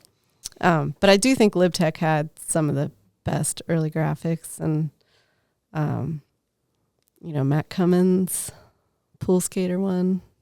Pretty iconic. Mm-hmm. Yeah, I'll just go with that one. That one's dope. You know what I just thought of that speaks to me in that realm that's in the Mervin camp is the Danny Cass coffin graphic when he first hit his first pro model. That thing is iconic. Yeah. Okay, next question. Favorite snowboard movie or maybe favorite to you? Well, okay, favorite to me because of the experiences that I got to have throughout filming the movie was Dynasty. And that was with Snowboarder Mag. And that's really I met Temple around that time. We didn't go on a lot of trips together, but there was a few trips there together. And just it was the first time I'd been asked to film a part. And then that came along with not just we'll follow you around Vail or cat tracks around your home, but it was more we're going to go on these destination trips and put a group of you together and we'll just see what happens. And so that was pretty awesome. Chile and France and New Zealand and so yeah. I don't know if it was the best. Like, I don't know if anyone else would vote for that movie. It's the best movie ever, but it was the best one to you. For me. That's what this is all about. Okay, if you go heliboarding, good times, 3 people, you're just ripping pow laps. Who are you taking? Oh, I'm sorry, but it would definitely be Temple, Isla, and Cannon. The fam. I got it. Yeah. Family only. It's a perfect amount of people for the I fam. know. Okay, worst trend. What do you got? Worst trend? Like, you're talking about snowboarding, right? However, you can do lights, you can However do you want snowboarding. to interpret it, right? Choose your own adventure. I mean, mom jeans. Mom jeans. Wow. I thought okay. they were like back in style. Yeah, or they something, are. Right? They are. Well, no, I think they're out again. Oh, they're back The out. fact that they were they're out. in, Yeah. it was just like, wow. I got to be honest, it tripped me out too that they came back in. Yeah. I mean, but, style. People can have their own style. Yeah, it's all like going to cycle through. They'll come back, right? Yeah. The best trend. I think personal and professional development is a trend, and it's one of the best trends. I agree with that 100%. Damn. It's definitely a trend right now. It is a trend. It's almost like And it's a positive so one. much of a trend that I don't even want to talk about it. Yeah. But I do think that it's making people better and more in touch with like other ways of looking at life. Yeah, more aware. More aware. Yeah. Yes, 100%. I think it's good. Opening eyes and minds. There's also a thing that I think about when you said that. It's a little contradictory, but humans have also been dealing with the same exact issues for like zillions of years. And so like Stoics write about the same shit that we're learning in personal development. Yeah. So it's not like they're new problems. They're not new problems. But it's maybe just common to talk about them or something. Yeah. I'm reading this book, 4,000 Weeks. And I mean, You know who the author is? No. Just I have it in my bag out there. We'll put it in the show notes. Definitely didn't want to sync myself up for having to talk literature and cite Sometimes authors, we just like the reader or the watchers and listeners will go check this Dude, book out. I got sent that book this morning. Oh, wow. Somebody told me, they literally just got that text. It's me, you need to read 4,000 weeks because it's about your life, right? Well, it's about, I mean, it's just the math, like 4,000 weeks, that's the average lifespan. How many years is that? What are we talking? Like 82 or something. But like, think about it. 4,000 weeks, that's nothing. That's like, not that why many wouldn't weeks. you make the most out of every one of those weeks if you have a choice? Only And 4,000. yeah, and if you're lucky, 4,000. Yeah. I mean, you might live a little longer, but Could it be might only be 2,000. like, Or, Could be, way less. That's crazy. Could be 200. Yeah, so if you can like help yourself, like Someone like me's already halfway done here. Better get moving. You got 4,000 left, buds. 2,000. and like what a Oh, yeah, blip 2,000 on the more. radar we are in Yeah. terms of like human life, and I don't know. I mean, it's empowering, but it's also like a little discouraging. But you got to why make the not do most the of most it. with Yeah. it? Yeah. Do the most and meet people and be a good person. and not get hung up on like the details or hung up on the to-do lists and the things that you can't accomplish, or like why beat yourself up? Things you can't when- control. Yeah. 4,000 hours. We'll put that on the old Bomb Hole book club. Yep. the 4,000 old book weeks. club. 4,000 weeks, sorry. Hopefully you get more than 4,000 Yeah, more than 4,000 hours. It's going to be a short-lived. Oof, yeah, that'd be a short one. Short one. All right, we got to talk about setups here, Barrett. The board you're riding.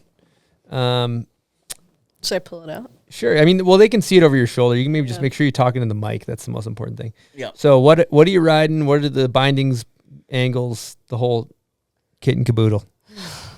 I'm riding the 149 Barrett, and this has, like we talked about, has the progressive magnet traction, and 49 is kind of my sweet spot. I used to, for a while, I thought I needed a 52 or even a 55, but I'm not that big, and I'm definitely not that strong anymore. So 49, it's a directional board, so it has longer nose and tail, but it also has that radial entry side cut at the nose, and then a little more progressive magnet traction as you get to the tail. It's my dream board. I mean, I feel like there was a while there where my dream board was twin. It was park and pipe, and then I would like set it back a little bit if I was riding powder, but it was still kind of harder to ride because the camber was so aggressive and it was stiffer. And then I kind of gradually, like over the last few years, evolved into a more directional board. This thing has like carbon strips in it that are like power bands that actually add snap to the board. So it doesn't have to be stiffer and heavier to have the power and the snap that I want. And using these carbon strips actually makes it more responsive and It's really quick edge to edge. It's just fun. It's easy riding. Like I'm not demanding a lot of my board, but I love that you can go fast and feel stable on it, but also like play around on it. And I ride the bent metal bindings. These are stylists. I got graphic inspiration from Naima Antolin for this. Yeah. And the stylus has a solid high back, and it's like I don't need a super stiff binding. I just like to be able to flex a little bit, but I do like my forward lean. And I'm probably 23 or 21 or 24 in the front and 0 in the back. You still have pro models? Yeah. That's the Barrett. This is my board. She's talking about her pro career was only 10 years long.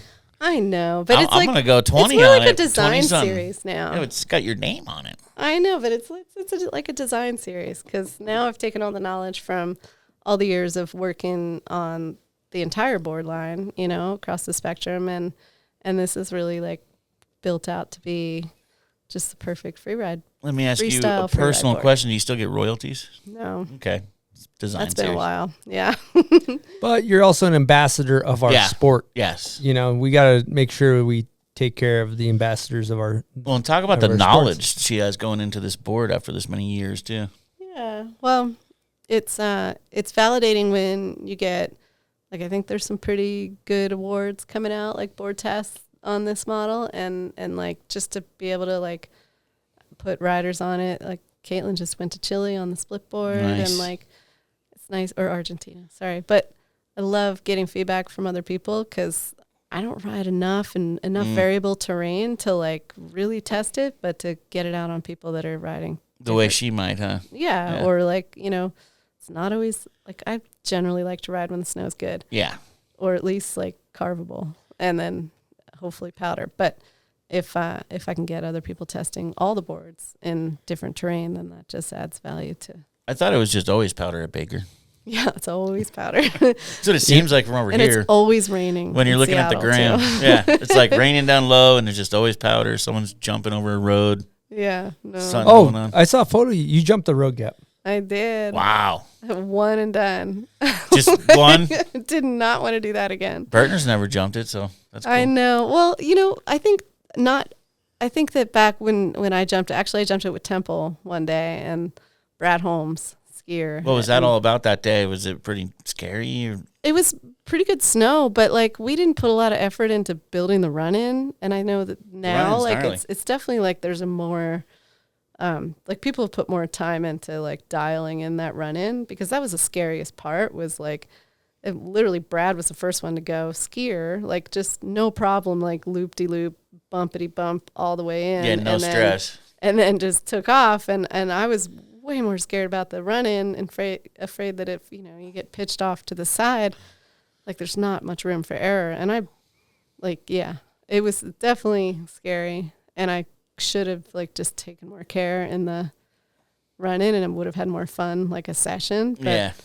I did it once, and I was like, that's okay. You're all, Has Cannon jumped it yet? No. Do you, I think he rub wanted that? to this Do you year. rub that in his face when you're coming up? You're like, hey, No. I'm your mom, and I actually jumped this. So He wants to jump it. He'll probably So you got to jump get it this parental year. permission to jump it, or you He just doesn't have to, but I love that he still cares. Oh, he'll a little talk bit about it? what we think. Yeah. But he'll be like, Mom and Dad, I think I might hit the Baker Legendary Road Gap today. he won't. I mean, he can make his own decisions, Yeah. but I do hope that he wears a helmet if he does. Well, he's really going to hate that I just said that on camera too. Well, that pretty much does it, aside from thank yous. Yep. Barrett, you want to throw some thank yous out? Oh, so many. Definitely thank you to Pete and Mike, because like they built something that's really special, and I'm really grateful to have had so many years there and to continue to have that relationship and that outlet for my creativity. And of course, Temple and Matt and the whole Cummins family. Thanks to the kids for being cool with Mom leaving to go sit at the bomb hole. And and then like Air Blaster, those guys are true to the sport, and they've continued to support us, and love when like smaller brands just build something that is special and that impactful. And you don't have to set your sights on being the biggest and the baddest company or rider, but like they definitely have achieved the goal of being a unique, special brand, and they make good stuff. Lots of I already said one ball. Matt, keeping me fast, or as I slow down, especially. And yeah, I mean, so many friends. So like, snowboarding's a really special place, and I hope that I'm still doing it with my grandkids, and that it's still like something to be proud of. Thank you guys for having me. Well, we appreciate so much everything that you did with the sport, everything you've done to bolster snowboarding and just break down barriers and kill it and be rad while doing it. And so thank you so much for everything you've done for our sport. And I also want to say thank you to all of our listeners that tune in and support the show. You guys kick ass, and we got another episode coming at you next Wednesday. Over and out from the Bomb Hole.